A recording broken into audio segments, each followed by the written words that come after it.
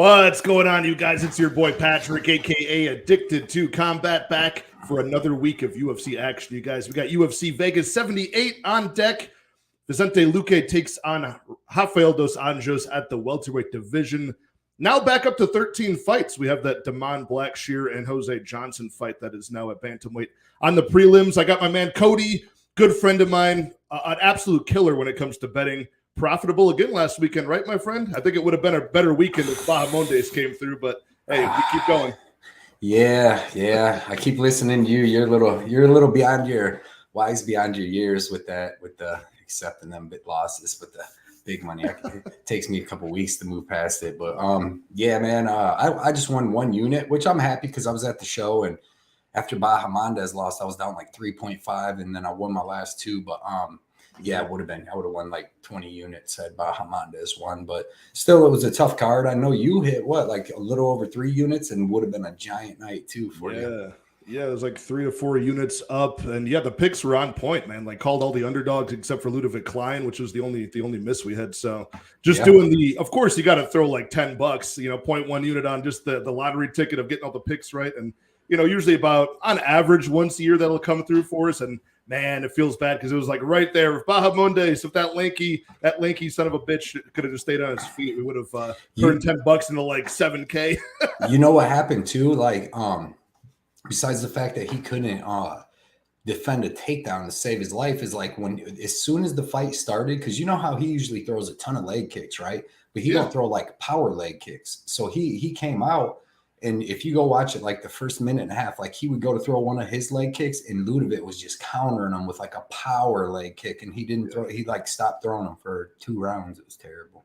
I knew that would be a worry with Ludovic Klein because the guy is really talented. And if you watch his regional tape before the UFC, like he's super impressive. He's just kind of hot or cold. Like sometimes he shows up. And now watch, next time he goes out there, if you have faith in him, he's probably going to drop. He'll gas again. He usually gasses in that third hard, and he just kept going. Because, I mean, Bahamondes came back in the second, and you know what I mean? He won the second, in my opinion, and that third, he came out But, yeah, man, this is going to be a good card, though, right here. Should be better than that one. I mean, I know a lot of people lost on that last card, so if they're here in the chat watching, you get some money back on this one with us. Yeah, man. It always seems like I'm doing like the card where the community loses, I'll do good on. And then the ones that like everybody's making money, like the pay-per-view the last weekend, like I got swept on like all 3 of my bets on that one. So usually if the community is doing well, it's like, oh, man, I don't feel good about it. But if we get these sneaky fight night cards like this Saturday, I think we'll come through on top. I have a few bets in already. But there's some money lines I can't wait to talk to you about because there's some like overpriced money lines that I can't believe are so wide. And then there's somewhere I don't know why, the person's not a bigger favorite, so we'll touch on all of that. I'm glad we got here on time. I almost delayed the show an hour. I was stuck in a stranger's basement because my girlfriend wanted to get a treadmill on like Marketplace, right? And of course I'm like, she's like, can we do this Wednesday night? I'm like, yeah, from like 6, I'll get out of the gym. That should be no problem. Pick up a treadmill, throw it in the truck, be back by the time the stream starts, right? That sounds simple enough, right? Of course, the treadmill's in the basement of some woman's home. It doesn't even fit through like the first door to get up through the basement stairs, of course. This thing's heavy as shit.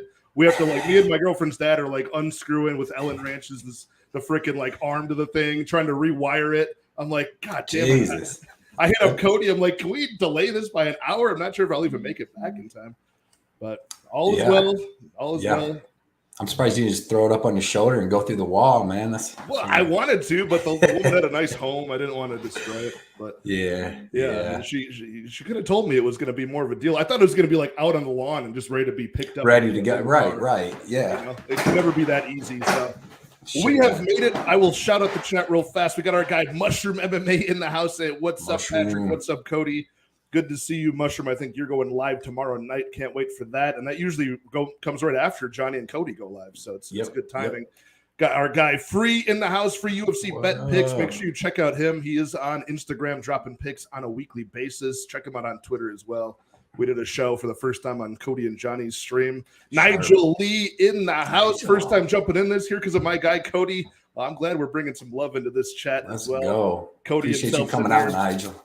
Yes, we got our guy SH White in the house. Our guy Shady in the house, man. Dropping the hard Fs on the Twitter, man, when he tagged our post. Man, you gotta be careful with those hard Fs, man. Those people will come to get you these days. You can't get us canceled like that. Dude, that's hilarious too, because I sent you guys on our little group chat that South Park thing earlier, and I didn't know he sent that. But did you see the one? Because it's like, that's not what it is. That doesn't even mean that. Right. Just how somebody acts. But Shady, love you, man.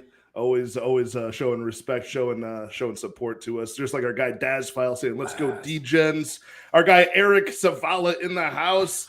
We got our guy MMA Jesus as well. Man, I'm over here complaining about not turning my $10 into 7K. I need to be like my guy Dev a few weeks ago, dropping that giant 11, 12, 13 leg parlay he hit for 8K. Yeah, and hopefully this will be the week. Dev, drop all the locks in the chat, please. Let us know what is up. I think he's a big Montserrat Ruiz fan too, so maybe that'll be something he's going to be hollering about in the live chat. All Anthony right. W, Ryan Jordan, our guy Vakes in the house, Enrad, Victor J. De Jesus. Was he with you guys last week at Nashville? Yeah, we seen him. He was up right. He was like right there. Yep. Nice. Looks like you guys had a good time. How was Johnny K Picks? Did he get hammered and start Well, no. Fights? See, I think they drank earlier or something, and he by the time we got to the fights and stuff, they was like calm. Like he didn't drink no more there or nothing, so we was just like calm. But it was a great time. His wife hit him with the tranquilizer dart to calm him down before the fight. No, his wife didn't get to go. I think that's what happened. Really? Yeah, his wife didn't get to go. Kat was sick, so then he brought his friend, and then like I had my girlfriend. So like last time the girls was like partying that kind of, and we were talking, but it kind of so like there wasn't no partying. Like my girl didn't even drink, and then I just said, I had a great time. I had a bunch of edibles. I had a hell of a time. Drank little makers before I went in. Speaking of people we need to party with, we got to party with our girl Jenna Marie at one of these fight nights. What is up, Jenna Marie? Good to see you. And let's see here. Yeah, I was trapped in a basement. I was, man. I almost didn't make it on the skin. That's what I thought. That's what I was thinking. I'm like, damn, Buffalo FBTV. Bill got him. I know. I'm a very desirable boy. People want to trap me in their basement and chain me up for their own entertainment and pleasure. I could see that happening at some point. Our guy Lou Betya in the house. What's going on, Lou?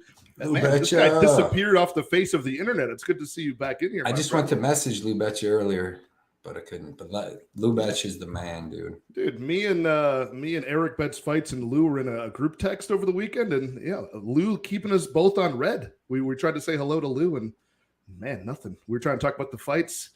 I thought something bad. I thought Lou was trapped in a basement the way he's been acting lately. He might be. Mushrooms got him in the basement, man. Mushroom got him. What is up, Cucumber saying, "Hey boys, great to see you both. Santos gonna make us bank with the lock." Oh man, he's got the dude, MMA Jesus lock emojis here. The lot with 2 money bags. Let's go, Don. Let's go.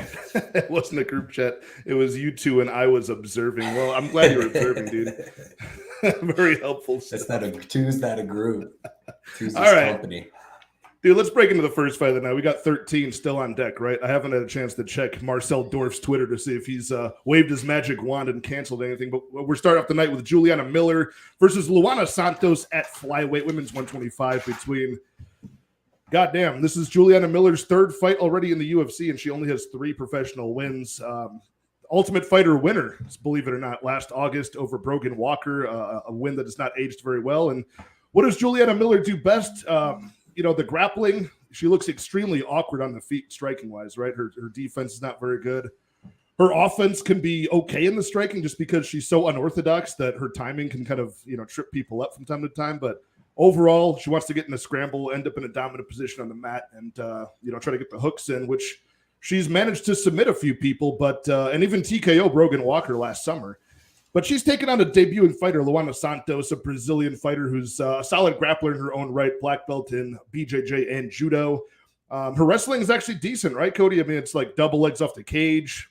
She does do those head and arm throws as well, has some submissions out of that position. But her striking looks by far and away more comprehensive than Juliana Miller. So where the money line is at now, we're at minus 155 Luana Santos, Juliana Miller plus 135. Gotta find myself on the Santos side here. I mean, the only reason that this isn't wider, I would say, is because Santos is not proven yet at the UFC level. So I would call Santos to win. probably by decision if I had to call it. But what do you think about the overs and unders, and who do you think is going to come out the victor here? Yeah, I think it's going to be Luana Santos. I think it's going to be by decision. Because I don't really think she's going to sub Juliana Miller, and I don't think she'll knock her out on the feet. But like Juliana Miller, she's a big girl, and that's another thing that's going to hurt her. She's usually way bigger than her opponents, and she's only going to be 1 inch taller. But Santos will actually have 2 inches of reach on her, so she's not going to be able to bully her as much as she does most of her other opponents. She's got like good straight punches. She comes forward. She's super aggressive, but that also she'll overswing. You've seen Veronica Hardy take her down a couple times off of that. She's got decent body lock takedowns. If she can get on top, she's got good ground and pound. She's got decent cardio, but other than that, she's just really aggressive, and she's not like good anywhere. She's got like decent BJJ. She's good on top of the ground and pound, but if she can't get on top, she ain't really able to do anything. Her striking is kind of subpar everywhere, just some straight punches coming forward. Luana Santos, she's a black belt in judo. She's been doing MMA stuff basically her whole life. She's got, like you said, good double legs off the cage, all that stuff, man. She's good. Her striking, her kickboxing looks good.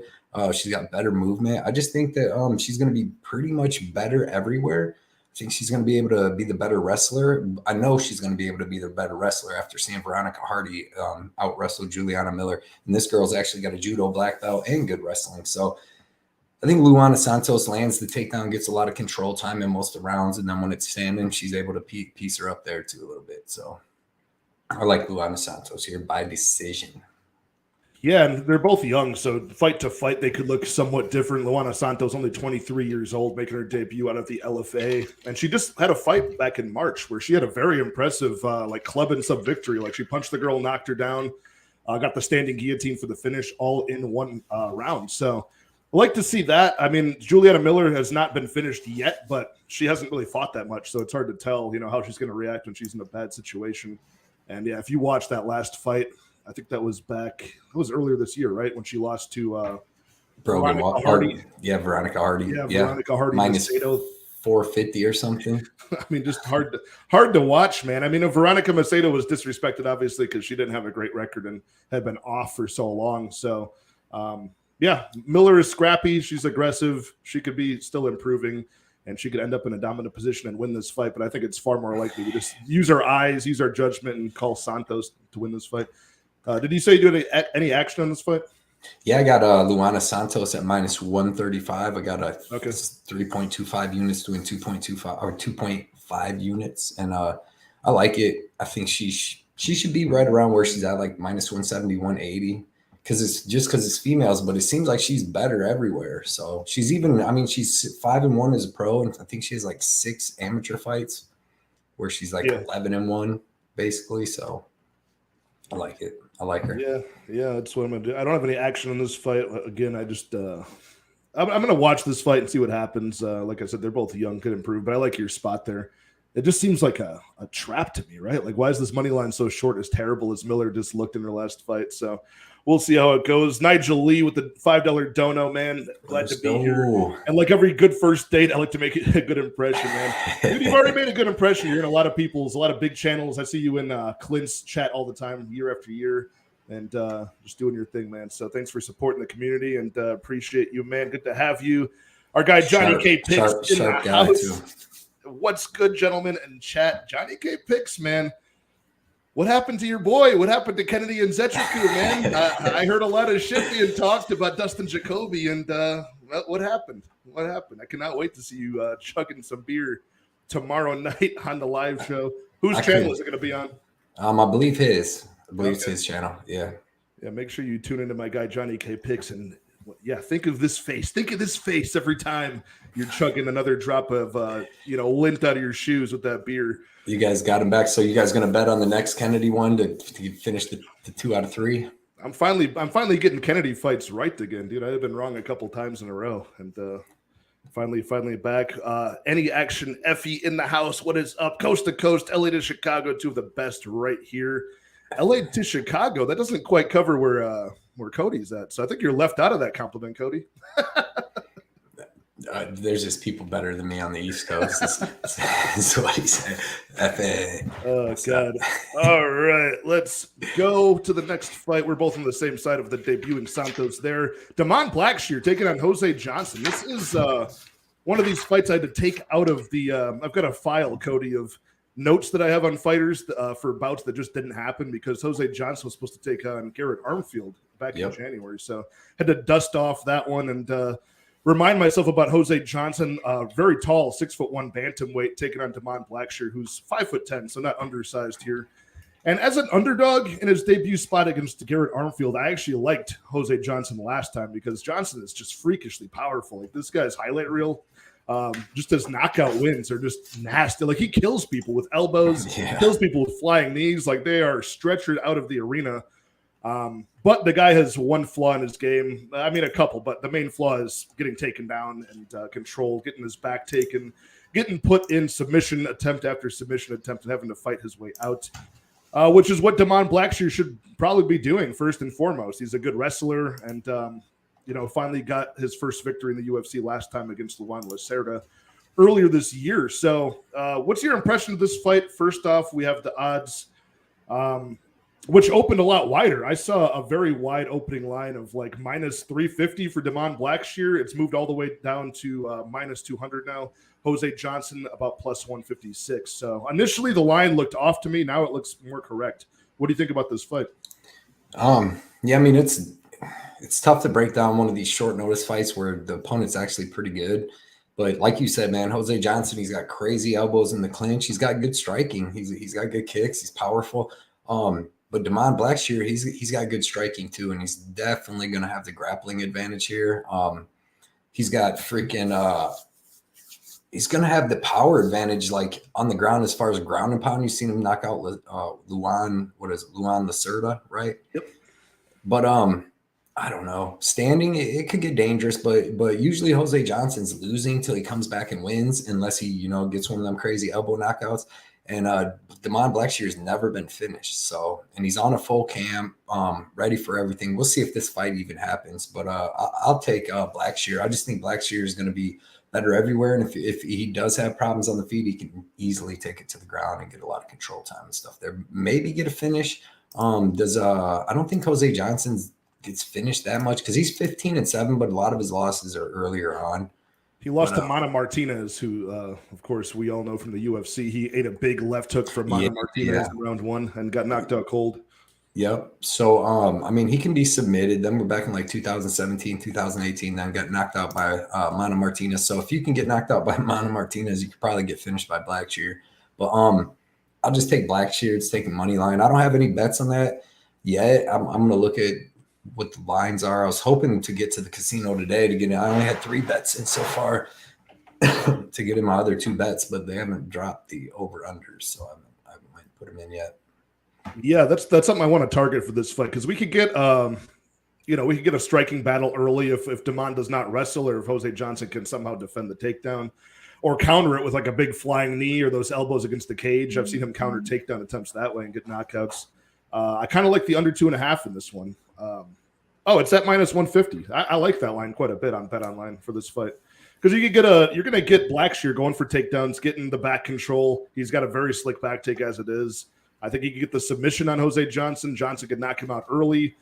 The only thing I worry about with Blackshear is that the Yusuf Zalal fight, which I know was on short notice in the debut, but he got tired towards round 3, almost finished at the end of that fight by Yusuf Zalal. But I understand that in rounds 1 and rounds 2, it was really exhausting for those 10 minutes grappling back and forth.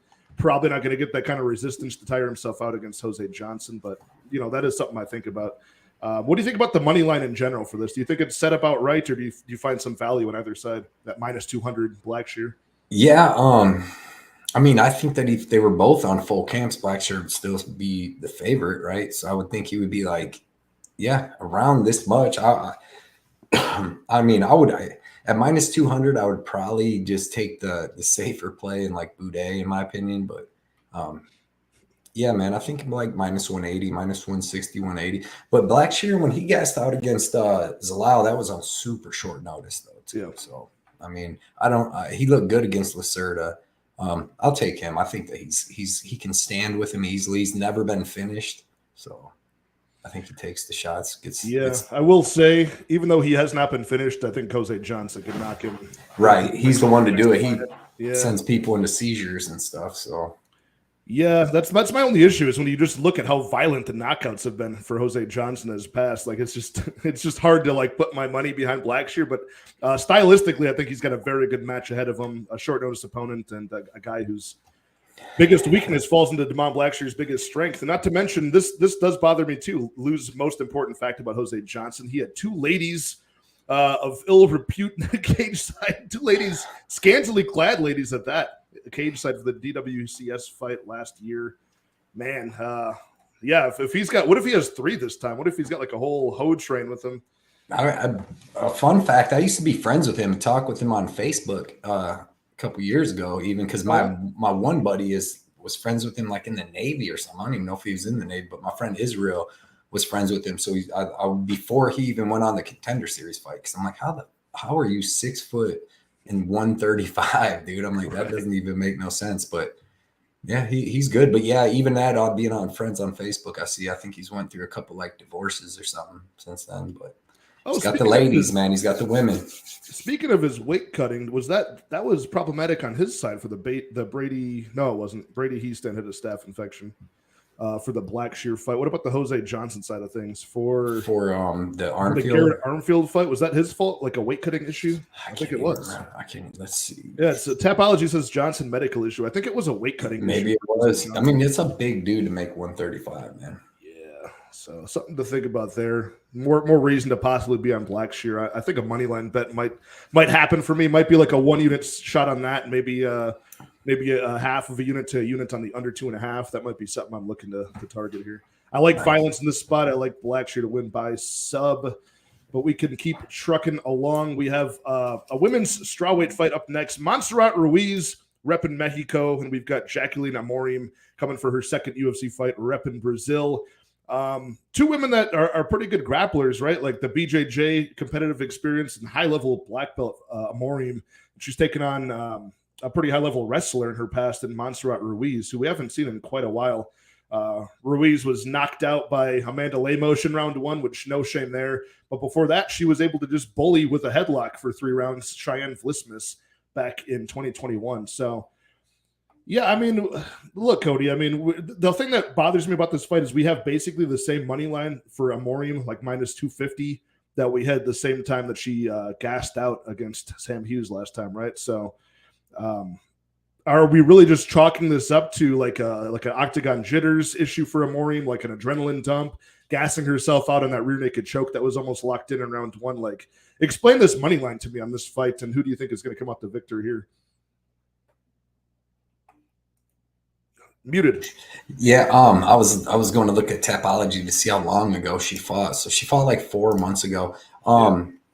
Yeah, this is another weird fight because it's hard to tell like what we're gonna get because both these girls striking. I mean, I would actually Amorim can throw some power for the first like 2 minutes, right? But then after that, and she's kind of throwing awkward. I feel like maybe Ruiz will definitely be able to strike longer because she had that 3-round fight with Vlismas where she actually carried some cardio. But then, like, I feel like this fight will get to the ground. Ruiz is a 7-time Mexican national wrestling champ, so she's definitely going to want to get the fight to the ground. She has some jiu-jitsu, but it's like, I don't know if it's going to be good enough to go with Amorim. You know what I mean? And it's going to hit the ground. You got Amorim. If this is right, she's 3 inches taller, and she's got like 6.5 inches of reach, which she does have long arms. And Montserrat Ruiz is 5 foot with a 61-inch reach. But I'm going to say that Amorim gets the wrestling going, or one of them. This fight hits the ground, and that she's able to get the submission. I can't believe she didn't get that submission on what's her name? What's her nuts? Sam Hughes. Yeah. I was so mad, bro. The last time I put her in 2 parlays, dude. She had that rear naked choke, and I've never I stood up like, yes, I told everybody. Yeah. And then she peeled twice, 2 different times in that fight, dude. I was convinced. I didn't stand up and yell that, but I was like, dude, I knew it was over. I'm like, yes. And then she would just pull her hand right off. I'm like, how the fuck? But I'm going to say Amorum's going to be better at jiu-jitsu and this is going to hit the ground. But it seems like she only has a round or a round and a half to do that. You know what I mean? So that's why it's hard to bet, because if she doesn't pull off the first round submission, she was pulling guard 38 seconds into the second round with Sam Hughes, and was really even. Sam Hughes even went to the ground with her for probably 7 minutes out of the last 10, and she still wasn't able to get no submission or do nothing because she was so tired. So maybe it was the jitters from just coming in the UFC. Whatever, but she's a first round finisher. Like her amateurs and her other fights, man, she's a finisher in the first round. That was the first time she got out. So Hughes, like my boy Eric Savala saying, Hughes was balls deep in her freaking gloves too when she kept pulling it off. I was so pissed. But yeah, man, give me a moron by submission, but I'm staying far away from this fight. I mean, I guess it would be like the under, but I don't even, what's that at? They probably got that price pretty. The under for this one, I remember writing this down. It wasn't that bad. The under 2.5 minus 145. Like, I think that might be. It's just like, does Ruiz finish her is the thing. You know, like I feel like it's one sided. Yeah, and I usually need two sides on that. Right. So I don't think Ruiz finishes her because she ain't subbing her. You know what I mean? And she's not gonna knock her out. So it's like it would be on Amorim. So you might as well just bet Amorim first round sub. Yeah, this is like I gotta say, like MMA Jesus, our guy Dev, man, saying Ruiz round 1. This is the part I agree with. Minus 250, you know, what the fuck? Like, it doesn't make any sense to me that we're not getting any bit of a discount on her. I know that it's been a long layoff for Montserrat Ruiz. It's just hard. It's like this money line would have to chalk up the initial you know, the initial loss that she had to like just the octagon jitters or adrenaline dump, you know, which maybe it was, but I don't have the proof for that. So I would either target Amorim round 1, round 2. I think she is better. I think she is more athletic. She does have that early power.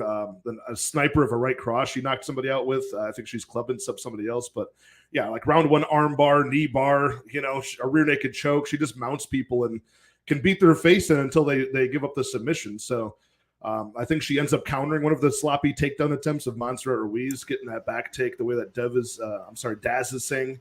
He's saying she's definitely going to get her back taken. I think that's true.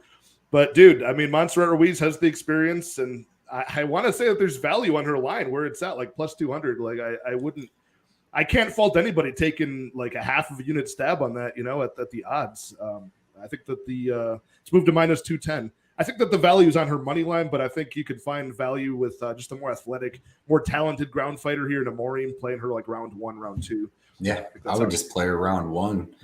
Get it out the way, rear naked. It sounds like both you and I, Cody, are just going to sit back, have this be like another piece of information we have for the future, and exactly. see where it goes.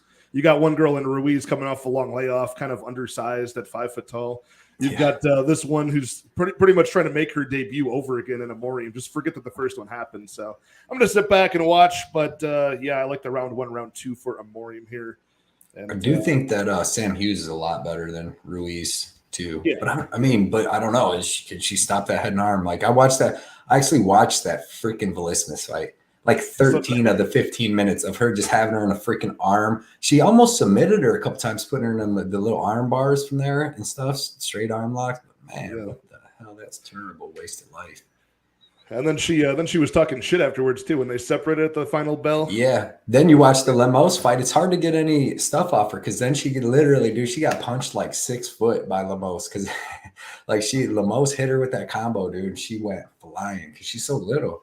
It's tough, man. What is up, man? All these guys are MMA. She's got great tattoos. Perving out in here saying both are hot. All right. Nothing As new. Files even in here too. All right. Okay. That's nothing new. They like the crazy ones. Ruiz with she's got the she's got Pennywise from It, but what's the dude? House of 1,000 Corpse and stuff. Captain Jack or what is it? The clown, man. The one that Sid Haig plays. Yeah. Why? I don't know why I can't remember his name, but he's one of my favorite characters ever. She's got a cool ass tattoo of him on her leg, man. Oh, does she really? Yeah, like a really good one. So. Big Rob Zombie fan? Me? Yeah, she is too. I love Rob Zombie's movies, dude. Absolutely. House of 1,000 Corpse and Devil's Rejects. The third one's terrible, but like fuck. Yeah, Ryan, Captain Spaulding. Captain Spaulding, yes. Yeah, dude. One of the best intros to a movie ever is that kill scene there. Yeah. The guy's trying to stick up the gas station and kept Spalding. Just blow his head off. I might have to watch that tonight.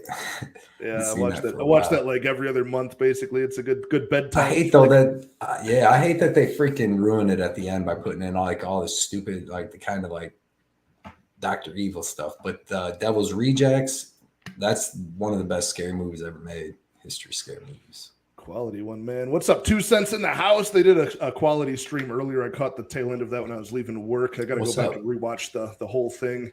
All right, we can move on to the next one. I just saw Dev talking about toes, so that is my cue to move on to the next fight between. Oh, here you go, Dev. Here's some toes for you. Josh Parisian taking on Martin Buday. These are two. You guys want to perv out. You guys want some OnlyFans content. He likes that back hair. Dev likes that back. Run his hands through that back hair. Oh my god, that is a grisly sight. Josh Parisian, Martin Buday. This is a fight I do have action on. Because, dude, like, what is Josh Parisian? He's just like kind of a brawling striker, not very much intent or like effectiveness behind it, but he does pump out some volume.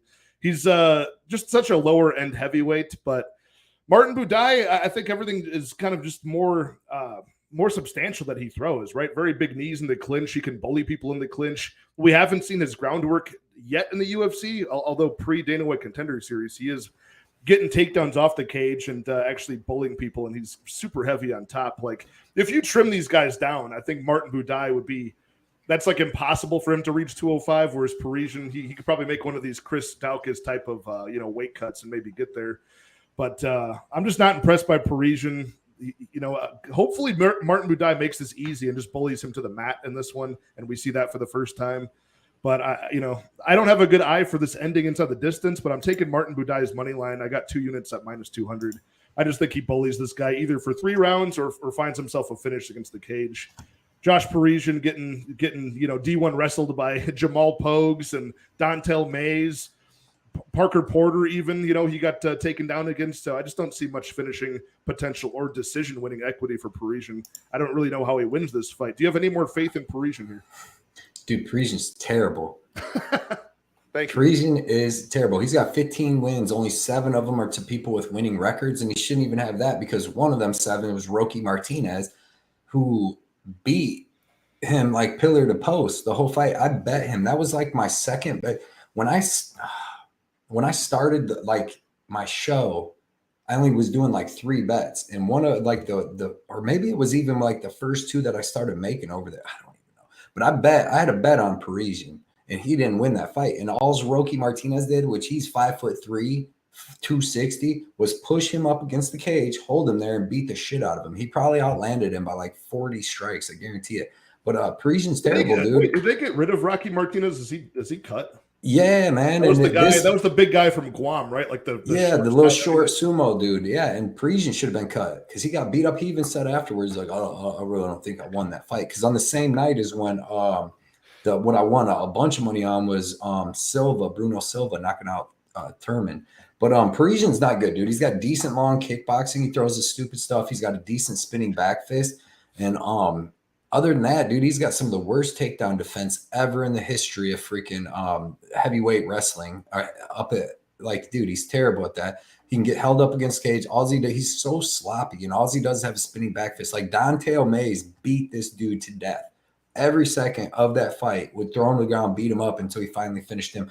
Rocky, whatever, Martinez beat him up. The dude's not good. Martin Buday is huge. He showed me a little improvement against Jake Collier. Like his striking looked a little better, and Jake Collier would beat the shit out of Josh Parisian too. But like even at the end in the 3rd round, he almost finished Collier because he got him down, took his back, and was pounding him out. And there was like the round ended up finishing in the 3rd with him on his back. But if you watch that fight, man, Jake Collier came out hot, just throwing bombs, dude. And he was hitting Buday with big shots. That's why he ended up gassing out, and Buday just kind of took over.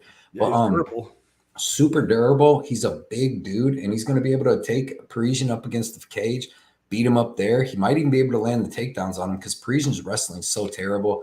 And he should, like his striking, he should be better everywhere. He's durable. The only thing, knock on wood, that he could do is like hit him with some spinning shit. That's all he's got. But Josh Parisian is one of the worst fighters I've seen in the UFC. He's only 15-6 because he's fought Like I said, he's got 8 dudes. 8 of his 15 wins are to people with losing records. Like, this dude's no good.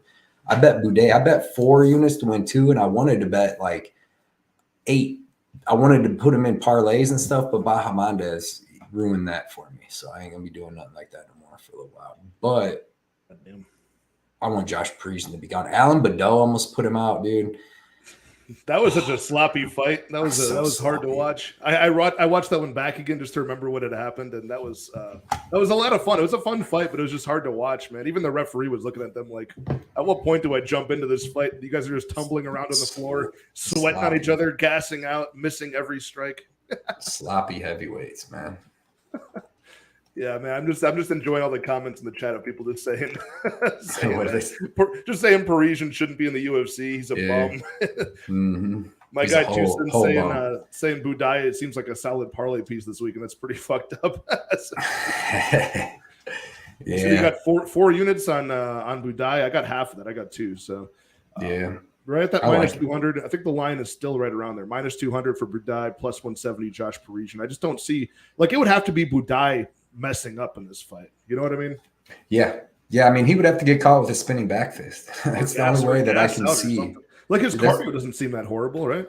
No, and like Jake Collier, man, he's a pretty good fighter, and he came out hard and literally like just came out. He probably threw 100 strikes in the first round, I swear. And Buday took him, went with it, you know, and he was able to like. And I think that Collier is a lot better than Parisian. I think Parisian is one of the worst fighters. He's him and Jamie Pickett, bro, are on the same card. That's freaking crazy. That's 2 of the worst fighters in the UFC at the moment, in my opinion. We're gonna get a Jamie Pickett move up to heavyweight super fight at the end of this, dude. They should out in the parking lot at a truck stop, because not in the UFC though. It'll be a lot of fun. All right, guy Nigel Lee in the house dropping another $5 saying, side note, sharp bet in Bellator. Ward at +2. He's plus 260. And he trained at his dad's gym in Connecticut, made drastic lifestyle changes, hence his resurgence. Trust. He's fighting someone tough. Who? He's fighting Brennan Ward, right? Irish Brennan Ward. Yeah, he's fighting Storley. Yeah, Logan Storley. Yeah, Brennan Ward's good though. He's on a 3 or 4 fight knockout streak, I want to say. Yeah. I haven't done any research for that fight card yet. That dude throws blows. I'm going to look into it. I'm going to put me a little bet on that. When I go there, I see my thing has Bellator up, so I might throw me a little bet on that. Ward at plus 260. We know how Bellator is with these wide lines, man. They love their wrestlers. They love anybody that's on any bit of momentum. They just make them a massive favorite. So, yeah. Storley, he's the one that beat Venom Page, right, recently? Yeah. The wrestler did. Okay. Yeah, that's plus 260 on them big numbers. Yeah, what a good weekend, man. A lot of action. Between Contender Series, Bellator, and the UFC, man, we're all grinding, just looking at nothing but fight stuff during any of our free time as usual. I'm falling behind, and work has been busy. So the next couple of weeks, I'll just be doing just the live streams and breaking it down with guests. But I'll get back to the full card breakdown grind when I have time. I'll be out of town all weekend too, man. Oh, yeah. Going to be beating up them house music motherfuckers. Yeah. One of my good friends is not only performing, but putting on a 3-day festival, up in Michigan. So he wanted me to be there, do some security. I haven't done security work since I got out of college. So I'm coming out of retirement, punching hippies in the face all weekend long. So I'll have to have my earbuds in watching the fights. Try to just be like, can you turn the music down, please? Confiscate me a bunch of drugs, man. Take them. All of your ketamine will now be Cody's. Yes, sir. Good. Appreciate you. Blood Money appreciates you, man. Listening to Moby and shit. Oh my God, Daz, two units on Josh. I mean, look, it's if you're calling it if you're calling a sloppy heavyweight fight and you just think it should be even, then I could see that perspective. But Jesus, man, Josh is going to be getting beat up in the PFL here in a couple months too by Francis Ngannou. I wish. I don't hate Parisian. I mean, I expect he gets in there, but like, have him and Vandera fought? I would way take Vandera over him. I don't think they fought because I was Francis Ngannou. No, Vandera and Parisian. Because like Vandera's not in the UFC anymore. I would take him over Parisian. No, they never fought. I would definitely take him. Look at his wins. That seems like a fight I think that was supposed to happen at one point, but I never did. Like, yeah. Oh yeah, speaking of Parisian, people want to talk about Vicente Luque's brain hemorrhage. Dude, remember when last November when Parisian couldn't fight because his heart, he like had a heart attack or something in the middle of the night? Yeah. I think that means a lot more than Vicente Luque's brain hemorrhage. Dude, this guy's heart isn't even working. Yeah, I mean, they get cleared from all that. He said this guy's heart ain't even fucking. It's not. In general, I don't think his brain does either. But yeah, man, I think this is free money on Buday. Yeah, 4 units, baby. All right. We can move. I don't usually go that big, but we got Daz and we got Dev both thinking about Josh in this one. So these are the two dissenting voices. Maybe this will be the Ludovic Klein of the week, but don't do it. Don't say hopefully that. Not, man. We can move on to a featherweight bout between Francis Marshall and Isaac Dulgarian. This is an odd fight, dude, because we have two guys that are fairly new in their pro careers, but they find themselves in the UFC. Francis Marshall off the Contender Series, and he's made a 1-1 record so far in the UFC, winning his debut by knockout over Marcelo Rojo, and then dropping the ball in a very low output affair against William Gomez last time. Whereas Isaac Dulgarian, 5-0, this guy was, I believe, like a D1 wrestler out of Nebraska. I saw a lot of wrestling footage of him. I saw, all of his amateur and professional bouts because they've all ended in round 1 by stoppage. The odds right now for this fight, we've got Francis Marshall -170, Isaac Dulgarian +145. And I think the over-under is that set at 2.5 or 1.5 for this one? But just because of how many finishes that Isaac has had, man. Usually this guy's just taking people to the ground with the quickness. His striking is very basic, just leading everything like a 1-1-2, just trying to lead in for the, just to hide the fact that he's going to take them down. And he can usually pound them out with vicious ground and pound or finish the job by rear naked choke or arm triangles. So I wouldn't be surprised if this is set over under at 1.5. It's 2.5 -140, 130 to 150. I like that a lot, man. Yeah, in fact, I took the -130 under 2.5 on Bovada when that dropped. Bovada, what they do is they release like the 1.5 and the 2.5. They don't call like where it's set at. They just release both. So I always forget where it's actually set. But BetOnline has the under 2.5 at -160. I'm on the Dulgarian side as a pick, but I have no confidence in the bet just because we haven't seen him outside of round 1. Like no indication that this guy slows down. He's a collegiate wrestler. They have some of the best conditioning out of like any athlete in combat sports, but obviously that doesn't always translate to the UFC. Francis Marshall, of course, this guy is just not had enough pro fights to really show where he's totally deficient in. So what do you think about these two guys, man? Are you as impressed by Dulgarian as I am? I think the guy's pretty good. What happened to Cody? Should I kick him out and get him back in? Where'd he go? Oh, there you are. What's up, dude? I thought you lagged out.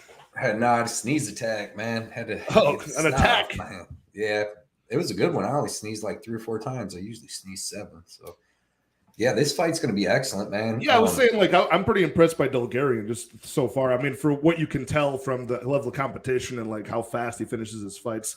I'm going to pick him to win as one of the potential underdogs in this card, but I like the under, which I've bet a lot more than picking a side here. Yeah, yeah, I'm pissed. I want to bet that under, too. My casino won't release it. They refuse to release over-unders. It's like every 1 week they'll release a Monday, next week Thursday. It's crazy. But yeah, man, Isaac Dulgarian, you see him, he's a great wrestler. He's got I don't think his striking's that good, to be honest. I think he's gonna throw some big punches, try to get in the clinch and all that. He's got phenomenal wrestling, phenomenal BJJ, crazy ground and pound that he knocks people out cold with the ground and pound.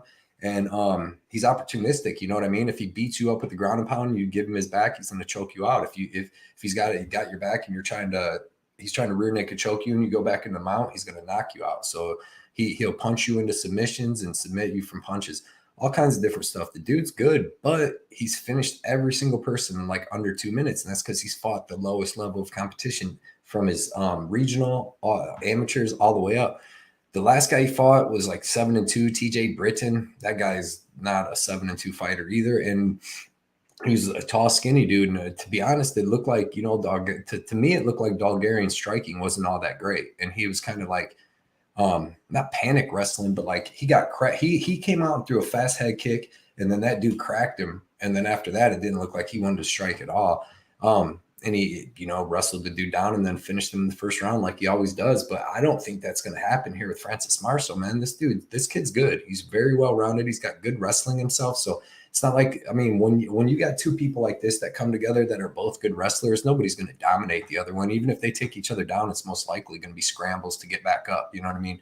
When somebody's that good at wrestling, like you see in college wrestling, is very rare you see pins or anything like that. You know what I mean? It's 3-1, 3-2, 4-5, like close matches. But Francis Marshall's also got excellent BJJ. And then I think his striking is going to be a level above, to be honest. And I think when he survives a tough first round, I think Dulgarian is going to get him down in the first round. I think he's going to go, put the pressure on him, go for the finish like he's always done. I don't think he's going to get it. I think this kid's very tough, very durable. Marshall is.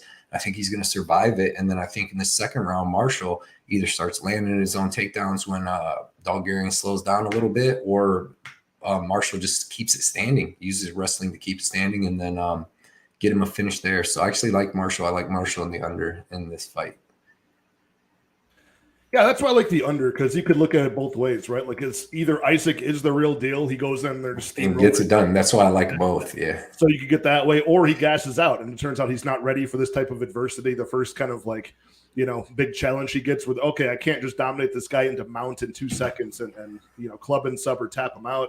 And then he has that scared look on his face that a lot of debuting fighters that aren't quite ready. Amorim gets that Amorim. Yeah, like Amorim. Yeah, in between on the stool and they're breathing heavy and they're like, what has happened here?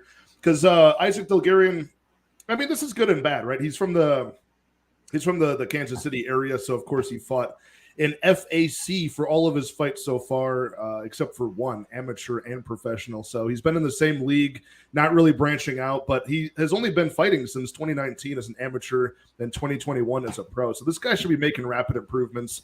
It looks like he's at Factory X Muay Thai now. I saw on his Instagram he's been training there. So, you know how it goes. Like strikers takes, it's almost impossible to get them to wrestle at a high level, but high level wrestlers, they can learn that striking pretty fast. So I think this is a potential underdog just from how he's looked so far. Obviously, I'm not picking a side here, but I'll pick him as an underdog to win. And I like that under 2.5 at -130 to -150 where it's at. So we both agree there. And so does Mr. Dev, man. He's liking Isaac as a lock this week. Man, what is up? Rob Lawrence in the house. Late to the party. What's up, fellas? What up, Rob? I do love the nickname, Nigel Lee, the Midwest Chopper. Yeah, it's going to be a good fight. I just like the proven. And I just think Marshall's super durable, man. And I don't think he's just going to get taken down, ragdolled, and choked out, or ground and pounded out. Like, the people Dulgarian's fought have been very, very low level. But he does look like a savage, you know what I mean? But when you get that resistance, it's like, and then it's the first time in the octagon. Like Marcelo Rojo is not bad, dude. And he dropped him in the first round and then finished him in the second with strikes. And Rojo's usually pretty durable till the middle of the third round, So I don't know. I think I really like Marshall here. All right, man. We're on opposite sides, but we agree with the violence aspect of this one. So we can move on to super fun fight, man, that the unders are probably also live in because it's a Terrence McKinney fight at lightweight. He takes on Mike Breeden, who's returning after, I want to say, a decent layoff, right? I feel like I haven't heard the name Mike Breeden in a while since he lost to Natan Levy back in April of 2022. So it's been well over a year since we've seen Mike Breeden, who is 0-2 in the UFC. He got knocked out by Alex Hernandez in round 1 on short notice in his debut. But the guy, he's not a bad talent. I just think athletically he's going to fall behind in speed and power and wrestling. But that is going to happen for like 1 round or 7.5 minutes, right? From Terrence McKinney, who has had 18 fights, I think, 18 or 19 fights. This guy, 19 fights for Terrence McKinney. 18 of those have ended win or loss under 1.5 rounds. So if there's something that's going to be juiced and it's something that is probably dependable, it is the under 1.5 in a Terrence McKinney fight, and that sits at -300 on BetOnline for the under 1.5. So, yeah, I mean, aside from McKinney just like not getting the job done, how likely do you find that? Do you think McKinney can steamroller this kid, or what do you think is going to happen in round 1? Yeah, I mean, it's another weird one because like I like the under 1.5, but can Breeden finish McKinney in that 1.5 if McKinney doesn't get Breeden out of there? You know what I mean? Like I know Nazim, and then you got someone like Bonfim. Them dudes are good. Like going for finishes. But the weird thing about Breeden is like, dude, that he's not that bad. Like that fight with Natan Levy, when I went back and watched it again, like I don't even know if he even lost that fight. Like he on the live odds, he was ahead, and then I thought he won the third round. Like Levy was pretty gassed. But he pushes a good pace, man. He's got pretty good boxing. He's got pretty good kicks. Decent offensive wrestling. I mean, he's not really using it too much. He's never been submitted in his career, but he's never fought Terrence McKinney. But I mean, the fight that he came in on short notice and Hernandez knocked him out in like a minute 30. He got hurt pretty quick in that fight. So, I mean, it's probably not a good look here, but I'm not going to be anywhere around this fight. I'm not even going to take that under 1.5 at like minus 300. But I do think McKinney gets it done. I'm going to say by sub. Excuse me. I'm going to say he gets the takedown and then finishes Breeden there. And but man, I've been saying that for fucking like four McKinney fights in a row, you know. So I'll just stay away from this fight altogether. Like I don't like the lines. Maybe Breeden. I mean, if you see, like he's really not that bad, and if he can just survive the first round, he wins. So it's like it's weird, you know. Yeah, right. There's no hot take on this fight. It's hard to make money on these Terrence McKinney fights because he's pigeonholed himself in such a specific strategy that all the books know. I'll tell you what, 1.5. It's going to be Terrence inside the distance, dude. Right? You know what a nice little parlay might be that you can make some money. McKinney round 1, Amorim round 1, and who did we just talk about? Dulgarian round 1. Like all three of them people, that's like fucking their win condition. You know what I mean? So all three of them, not to say I think they're going to win, but like if they're going to win, it's most likely going to be round 1. So you could take all three of them round 1, McKinney, Amorim, and Dulgarian. And if they win the way they like have won their whole career, you might hit a nice little parlay. Yeah. And there's a couple other spots that we still haven't talked about. Now that I'm looking at this card, there's a lot of people that have like one specific way to win the fight most likely. Otherwise, they lose. There's a lot of these spots in this one. So, yeah, I'm on the same side as you. I think Terrence McKinney is just far too athletic. If you look at his record in the UFC so far, he's beaten guys that, you know, like he's beaten Matt Frivola, pretty good guy. Faraz Ziam, pretty good guy. Eric Gonzalez, you know, decent, but still around to 1 for all of these guys. But he's losing to who? Nazim Sadikov, very good potential, as we talked about, good striking. Trains with a good team. Ismail Bonfim, very solid striker and grappler, and he lost to Drew Dober after almost knocking him out. So it's like, what side of these fighters is Mike Breeden closer to a Drew Dober, a Bonfim, a Sadikov, or is he closer to like a Faraz Ziam and Eric Gonzalez?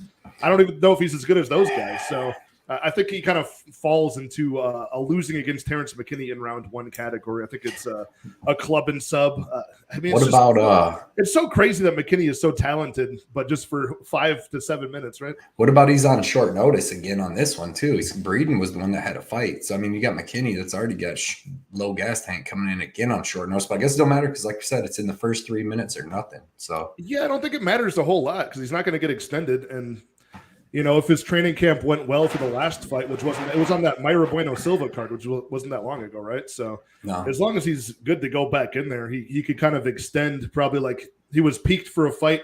It didn't go his way. It was a very quick one. He didn't take much damage. So I think he could probably be primed for this one too.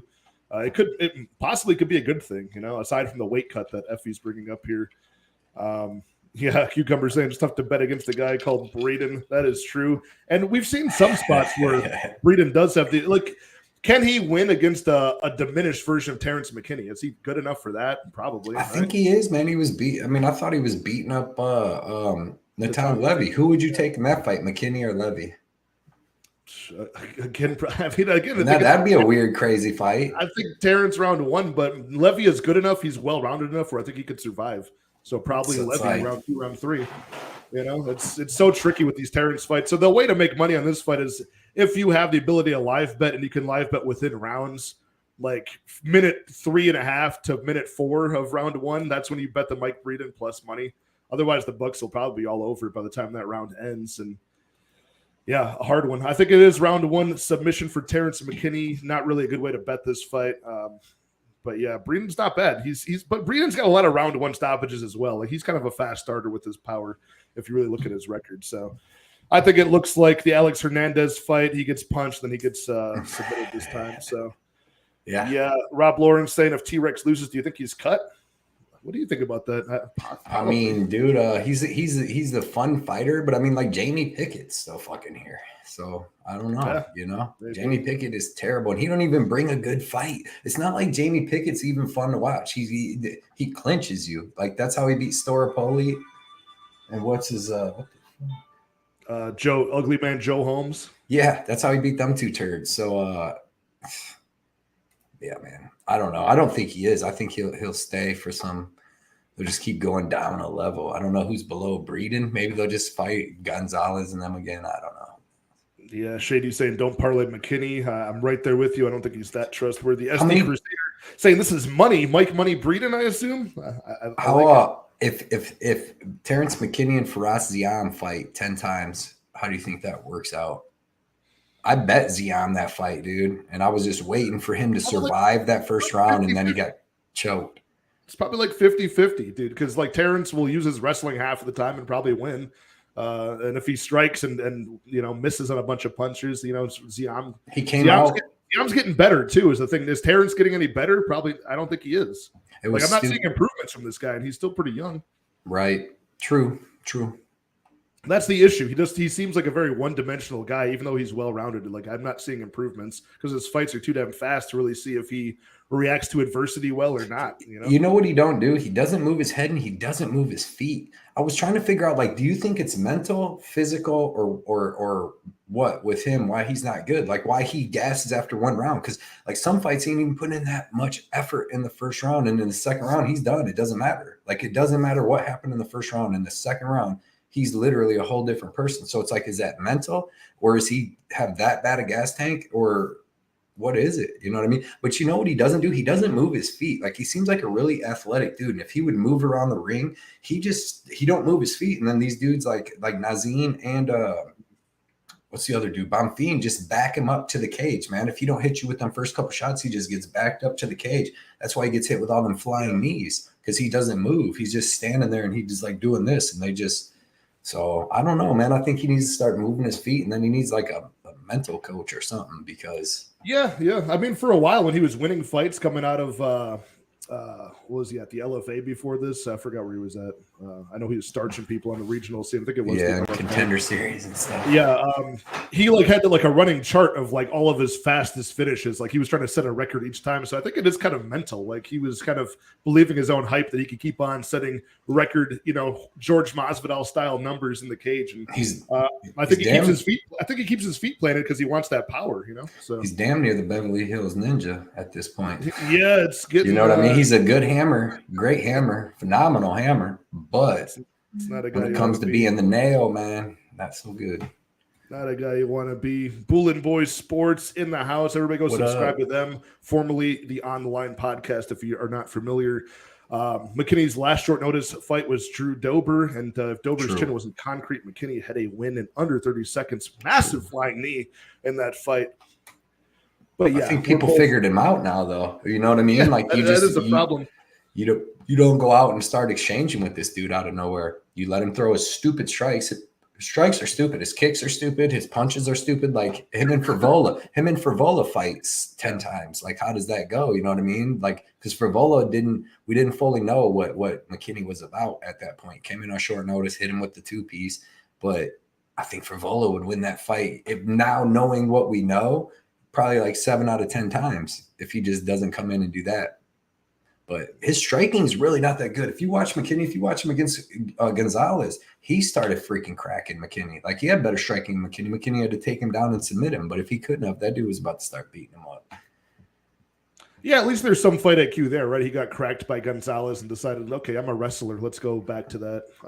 Maybe he does that here. Probably the easiest path to victory, taking down Breeden. But we're both on the side of McKinney, even though we've just talked a bunch of trash about him for like 5 minutes. But no way to really play this fight. So, yeah. I like his kind of fighting style, but like he needs to reel off some wins, man. He needs to, man. And speaking of a guy who needs to reel off wins, we got JP Bays at bantamweight taking on Marcus McGhee up next. Last fight on the prelims, as Topology has it. And JP Bays, man, 0-3 in the UFC. South African wrestler. You know when Dricus du Plessis and Cameron Simon, they're always talking about like, the South African bond that they have, and they're trying to, put South Africa on the map. Have they ever once mentioned JP Bays before? No, they ain't cool. Something must have happened. Yeah, I don't think they really want him to be in the conversation. Well, he trains in America and stuff now. Gotcha. He's a traitor, but he hasn't landed a win yet. The guy has lost to Cody Durden last June, round 1 knockout. Montel Jackson at bantamweight by decision after getting knocked down 5 times and having some success early, and then also knocked out in round 2 by Bruno Silva. So all savages that he's lost to, but the fact of the matter is he needs a win in the UFC. His durability doesn't look that good, but his wrestling early, submission potential early, not that bad, I think that's his path in this fight. Another one of these guys we're going to speak on that has like a limited path to victory in my eyes is it's that round 1 sub, getting the fight to the mat and choking out Mark McGhee, and that's the only way that McGhee has lost the fight. He got taken down pretty early in his early pro career, body triangled and choked out, but McGhee's a very loose and relaxed striker, good power out of the southpaw stance, so occasionally a switch stance fighter. And this guy made his amateur debut in 2012, but didn't go pro until 2020. How old is he now? He's 33 years old and impressed, I think, on short notice against Journey Newson last time out with that. He dropped him with a straight left and then jumped on his neck for his first submission win. So the guy's got serious power, a lot of finishes. He's never been to a decision yet, which is sort of a red flag, but he's just been kind of destroying people. The LFA, he has a couple of wins. But yeah, that was the spot he tasted defeat by round 1 submission as well. So look, better striker, Journey Marcus McGhee. He's going to be bigger. I think he's got a little bit more grit to him at this point. Probably more durable. So I like him to win this fight, but the money line is very, very wide. -400 at this point on BetOnline for Marcus McGhee, who we've seen 1 victory over Journey Newsom. So I can't get behind the money line. I'd say if you're a value bettor, I'd say JP Bays is the guy. But like I said, I would attack the submission prop for JP Bays, if anything. So how do you see this fight going? Do you think JP Bays gets his first victory on Saturday? It's another tough one to call because I'm like you, I'm not that sold on Marcus McGhee yet. I've seen him taken down and choked out in the first round by a guy that's like pretty good. He's not like the greatest dude in the world. And then he's had some good fights, but I've seen him fight even like other people that weren't all that good, low-level guys, and make it to the second and third round, striking with them and stuff and getting taken down by these lower-level guys. JP Bays, he got cracked by Bruno Silva. He definitely got cracked by Cody Durden. But, dude, that was all at 125. So maybe this dude dropping weight is a big factor because at 135 against Montel Jackson, I was actually pretty impressed with him, man. I mean, he did get dropped later on. He got dropped like 4 times in that fight probably. But it was just like a flash knockdown. Like he would just go down and get hit with a good punch. But, dude, how good is Montel Jackson? You know what I mean? Like that dude's good and he's big and he hits hard and he's got them big old hands. So, and Montel Jackson has phenomenal wrestling himself. He was Olympic hopeful and stuff like that. So, and huge. Montel Jackson's like 5'11" or something. So, McGhee, though, man, he's got phenomenal boxing. He's got good power in his hands. He's super fast, powerful leg kicks. He got really good forward pressure. Like he's going to take one to hit you with a couple shots. So I like that forward pressure and stuff. He switches stances really smooth too. He's got good power in both stances. Then you got JP Bays, like you said, excellent wrestling. He's got really good jiu-jitsu. That's a weird thing. If you rewatch that Montel Jackson fight, he almost had him submitted like 3 different times in that fight. He had legit guillotines in that were like super close to submitting Montel Jackson, and that dude's good. So it's a really tough fight for me. I mean, the line's off. I'm not putting 350 on Marcus McGhee. If Marcus, I mean, what would his record look like if he's fought these people that Baez has fought recently? I mean, he couldn't get down to 125, but Jackson's definitely going to get McGhee, in my opinion. So I don't know, man. I'm going to take McGhee. I'm going to say that he does because, you know what I mean? He's going to crack. He's going to get JP Baez. So eventually maybe he does crack his chin. If they're standing up for any amount of time, really, he's going to crack him. But I think JP Baez get his wrestling going. I'm picking McGhee. I'm going to say the second round TKO, staying away from this fight. I actually like the under 2.5 a lot. And I'm going to be looking at that. 2.5 is kind of pricey, is it not? I don't think so. No, I don't think it is. It's like because the under 1.5 right now on BetOnline is -140. So I would imagine it's what, like -250 at least for the under 2.5 for this fight. I don't think it is. I thought I was looking at it earlier and it wasn't like crazy. Let's see here. I'm on a couple. DraftKings is slowly dropping things. for the main card so far. But again, yeah, under 1.5 for this fight. Oh yeah, it is. What was I thinking? Maybe it changed. Maybe it opened light, and that's when you saw it. Oh no. Okay, so look, I'm on Fight Online. Bet on our fight odds. Bet Online has it doesn't have an over 1.5, and it has the over under 2.5 at plus 125 for over 2.5, minus 155 for under 2.5. But then Bovada has it at minus 325 for under 2.5. So.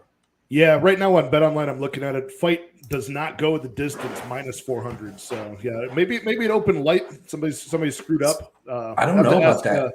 Have to ask Propaholic. He's usually jumping on those quick over unders and getting the best number possible. So yeah, if anybody in the chat got some good value on that, let me know. So the over, I think that this fight has a good chance to go over 1.5. Okay. I think that JP Buys does land takedowns in this fight. Like I don't think like Journey Newsom is not good. I would take JP Buys over Journey Newsom at 135. You know what I mean? I would take Journey Newsom's not good. Like really, he's more of a striker. You know, so and just like not even that great. Yeah, so like I could see Buys definitely out wrestling him and stuff. So and he lasted how long? How long did he go with our boy? And he's a lot bigger than him too. You know, like he had. Let's see. It was under 1.5, or maybe just over under 1.5. Okay, right. It went 2 minutes into the round 2, and that's what that was all standing, right? So like this is going to have some grappling. I like the over. I like the over 1.5 in this fight. Like Daz is saying, I don't mind. Just I think the value is on JP Buys in this one. There was something I wanted to ask you. Let's see here. I think Shady said something about McGhee saying it was a parlay piece. What do you feel about, like, say, because we both agree that this money line is out of whack, right? Like minus 400. If you parlay that, do you even care about what the value is for that? Because we're destroying value by parlaying things anyways, right? Like, two non-correlated things. Do you just care about the winners, or do you still care about the value when you're parlaying? No, I just want winners. I want the winners, man. Value, I love value too. Don't get me wrong, but I want winners because value don't mean nothing if they don't win. But like, yeah, man, value's on JP Buys because he could wrestle this dude. Another thing I wanted to say real quick is I've seen some pictures of JP Buys and he looks big too at 135 now because it's before he just took that 135 fight on short notice and then went back down and fought Cody Durden afterwards at 125. I'm pretty sure, right? No, he went back down because the one was just short notice. Yeah, he went back down to 125 against Durden. Yeah. So he just took that one on Montel Jackson at regular weight, still pretty much like probably getting ready for 125. But now he knows he's staying at 135. This ain't a short notice fight or nothing. So maybe, I mean, he have even better cardio, better durability, and he does have good wrestling and he does have good jiu-jitsu, man. I see Marcus McGhee get choked out just like 2 years ago. Like Marcus McGhee got submitted in the first round by a dude, taken down, got his back taken and choked out. Like it wasn't even all that hard. I will say in the McGhee category, though, like the pros in his column right now he is, I think for one of the first times ever, he's actually training full time now. Yeah, that'll help. Like, like I said, he only went pro recently. Yeah, MMA Lab. He's finally training full time. So I think he's going to make some rapid improvements, and he seems like he's got some grip behind him. But not minus 400's worth, for God's sake. But Shady's got him in a parlay with the chicks with dicks, who was the neck tattoo. Okay. So they oh man, I wonder where JP Buys. Because I think. What's up, Derek? Is he in the house saying JP's washed up? I might agree with you. Definitely a possibility. Don't let's see. True. Maybe I'm wrong. I thought Roman Delice trained at Extreme Couture. I don't know where he trains. I thought he trained overseas. No. I just seen a picture with Sean Strickland and him. I thought, and he said that was the best gym in the world for that. But they still, I'm just saying, they still got buys at that gym. But I don't think he's still there. That would be awkward. Yeah, a little bit. So I don't think he's still there. I don't know. Yeah, we got Z's in the house saying, come on, this is not even close. McGhee is winning. This is definitely a round 2 knockout. Dude, I agree with you. I like the round 2 knockout, but I do think it goes over 1.5. I think we're being a bit critical just because it's a minus 400 Marcus McGhee, and his deficiency so far is in the strength of JP Buys, who's a huge underdog. So Probably going to be off of this one now that the unders are super high priced as well. Like the unders, like Marcus McGhee to win, but I'll probably be off this, hoping that my guy Daz Files cashes a massive 3-1 ticket. So that's where I'll be on this one. We got Tugger Nuts in the house saying can't wait to drop a nuke on Blackshear once that line comes out on DK. Yeah, dude. I mean, it was minus 185 all the way down to that on BetOnline earlier today. So that is a spot I might hit. I think it's since gone up to minus 200. But we can finally move on to the main card. Shout out to everybody in the live chat, all 30 of you guys. And thank you, Cody, for it's always good to break down fights with you, man. Now that you're off of work, we get to do this during the week type of thing and not do a Saturday, which are fun as well. But good to have you back on my channel for once. But we can go on to the main card. Josh Fremd taking on Jamie Pickett at middleweight. Yeah, I mean, like one of the kind of falls in that JP Bays category at middleweight does Jamie Pickett right now. 3 straight losses, I believe, right? I mean, got destroyed by Bo Nickel as expected. What else happened to Jamie Pickett? Dennis Tallulah knocked him out, right? Before that. And then before that, Kyle Daukaus almost cut off his tongue with that Darce choke. So, yeah, not been a good run. I forgot why. Not been a good career. No, I forgot. The Beverly Hills Ninja fucked him up too. Yeah, I mean Joseph Holmes and Laureano Staropoli are your only 2 wins. I mean, what is Jamie Pickett like? He's got all of the physical advantages, right? 6'4", 80-inch reach, but he's just like he's like a cage wrestling clinch bully, really. Yeah, I mean, what do you make of this fight, dude? Like Josh Fremd is another huge favorite on this card that probably wouldn't be minus 350 over anybody besides Jamie Pickett. Minus 350 Fremd, plus 285 the big clinch bully Jamie Pickett, who's not very durable. Do you agree with this money line, or do you think there's room for a little bit tightening up here? Obviously, it's a weird money line. They got that because they don't want you to bet Fremd because Fremd's going to win. Like Jamie Pickett's terrible. The only thing he does is clinch his guys up against the cage, and he's not even very good at that. Terrible wrestling. Striking's not good. He looks like he'd be a big, powerful dude, but he's not. He's not even good. He's not good at fight. I don't know why he's still in the UFC. I honestly don't. It's not even like when he gets beat, he's putting up good fights. And like, you know, he's getting beat up in the first round by people. Dennis Tallulah freaking beat the shit out of him. That's a bad look. Dennis Tallulian's not that good. So Josh Fremd, man, tall, long kickboxer. He's got decent striking. He's got decent power. He's got some first-round knockouts. He's got decent grappling, offensive and defensive, and really good cardio, and he's super tough. You got Jamie Pickett. He's got a decent clinch up against the cage, and after that, he's not good at fighting. So I'm going to take Josh Fremd. I don't know if he finishes him, because Jamie Pickett's usually, unless people take him down to the ground and just submit him and beat him up on the ground, he's usually decently durable because he's usually just clinching for a lot of the fight. But yeah, man, I just stay away from this fight too, because just go bet a LFA fight or something, because that's about what this is, like the same level. I like Fremd, like I think he's going to win and all that, but I don't think it's going to be the greatest fight. Any props sticking out in this one? Because I mean, I would feel dirty with Josh Fremd. I actually think he wins by decision. Really? Yeah. The over-under is set at over-under 1.5. The over 1.5 minus 175. Fight goes to decision plus 170. Fremd by decision plus 300. So you don't think that he just like punches Jamie Pickett in the face and then takes him down and submits him? I don't know. Fremd. Yeah. I mean, maybe, but I don't think his wrestling's like that crazy good. You know what I mean? So I don't know if he's going to be able to go out and just take Pickett down. There might be a lot of clinching in this fight. And then usually standing, like Pickett's kind of durable usually, I thought. Like Daukaus, I know took him to the ground and beat him up. But yeah, man, I wouldn't bet on this fight. This is a terrible fight. Terrible fight. Josh Fremd, yeah, I mean, 8 out of his 10 wins are by finish, 4 knockouts, 4 submissions. Honestly, he's very well-rounded, trains at Factory X Muay Thai.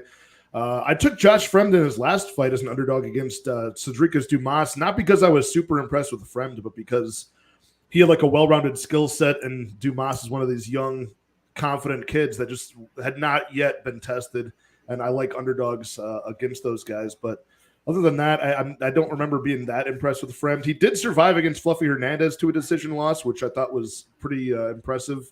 That aged pretty well in the loss. But yeah, got to take Fremd in this one. Only way I could see Jamie Pickett winning is Fremd puts himself in really bad spots sometimes, like positionally on the mat. So I could see maybe he, if Jamie Pickett can use his frame to catch Josh Fremd, stun him with something, and then, you know what I mean? Like something like that would have to happen. I just think it's very unlikely. So I guess I can see where this money line is coming from at this point, but Jesus, I don't know. I don't know what to do with this fight. So I'm leaning the unders in this fight. I think it's a finish for Pickett, and I think it's a finish for Fremd most likely. Cody is leaning towards the overs, but we're both on Fremd here. Is anybody on Jamie Pickett? Anybody big on him this week? Fremd, but yeah, I mean, but like Daz is again, like look at the value side of things. You're totally correct, but not laying the juice to fade Pickett. Yeah, there's a lot of spots here where it's like you want to jump on. You see JP Bays, zero wins in the UFC, 3 losses, all finished losses. You want to jump on McGhee so badly, but he's minus 400. Next week is even worse. Is it? Dude, next week's terrible. Like as far as just having all these like good UFC vets that are all plus like 250, 275, and they're all like legit. Like, man, I think they have a chance. I mean, a lot of them lines will probably change, but yeah, back to this show. So we don't have any bets on this fight. We're finding it hard to find a spot here we like, but I like the unders. Cody likes the overs, but we're both on Josh Fremd at middleweight. But we have another middleweight fight up next that I hope is violent. We got Tafon Nchukwi taking on AJ Dobson. This is AJ Dobson's 3rd UFC fight, I want to say. This guy trains out of Ohio. He's got a very good team behind him, training at Strong Style MMA. I know one of the Gracie Jiu-Jitsu gyms out there as well. And also at Westside Barbell, which is a legendary strength and conditioning and powerlifting facility out there in Columbus. So this guy is freakishly athletic to even be accepted into that gym. And unfortunately just has not been able to show it. He got out-wrestled by Jacob Malkoon. He got just that hesitant fight where he got outstruck on the numbers by, Armin Petrosian last October. So just an unfortunate series of events so far for Dobson, but this is like do or die for him. So I hope he's a little bit more aggressive. Dobson has some serious power. If you watch his knockouts, in his pro career up until the UFC on the Contender Series, dude, it's almost like the highlight reel of Jose Johnson, like he just touches people and they die. So I'm very happy to see him in the UFC. He's been kind of a letdown so far, but he's going to have a big speed advantage and power advantage early against Tafon Nchukwi. It's just, can he carry that into round 2 or round 3 if he has to? Nchukwi's got good kickboxing experience. Kind of like I don't know. He can be high volume or low volume based on like his counter striking needs. Like if a guy pressures him, he can kind of have more of a high output fight. But if it's a slow paced fight, maybe this looks like that Petrosian fight, and they both just awkwardly kind of circle one another, not wanting to make the first mistake. So I like Dobson in this spot. It's a big gamble because he's not been proven. I'm just where he trains, his athletic potential, what I've seen. I just have some faith that he could start this guy early. So I took a unit stab at plus 120 on AJ Dobson. I think you can get a better price than that now. Plus 125 for Dobson, minus 145 in Nchukwi. But I think it's Dobson early. I think it's in Nchukwi later by decision. But I took the plunge on Dobson, just a total gamble for 1 unit here. What do you see about this fight? Yeah, man. With Tafon, I like his switch stance kickboxing. Big, strong dude. Good offensive and defensive grappling. He doesn't try to offensively grapple too much, but he's got good offensive and defensive grappling. You've seen it in the Jungyoung Park fight. He's got powerful striking, good powerful leg kicks, good powerful body kicks, good kickboxing. Like, it's legit. He throws a lot of volume. He's got a strong clinch. He's got strong clinch knees. You can tell he's like super physically strong, especially coming back down to 185. He used to fight at 185. He went up to 205 for a couple fights. Obviously, he was a smaller man up there.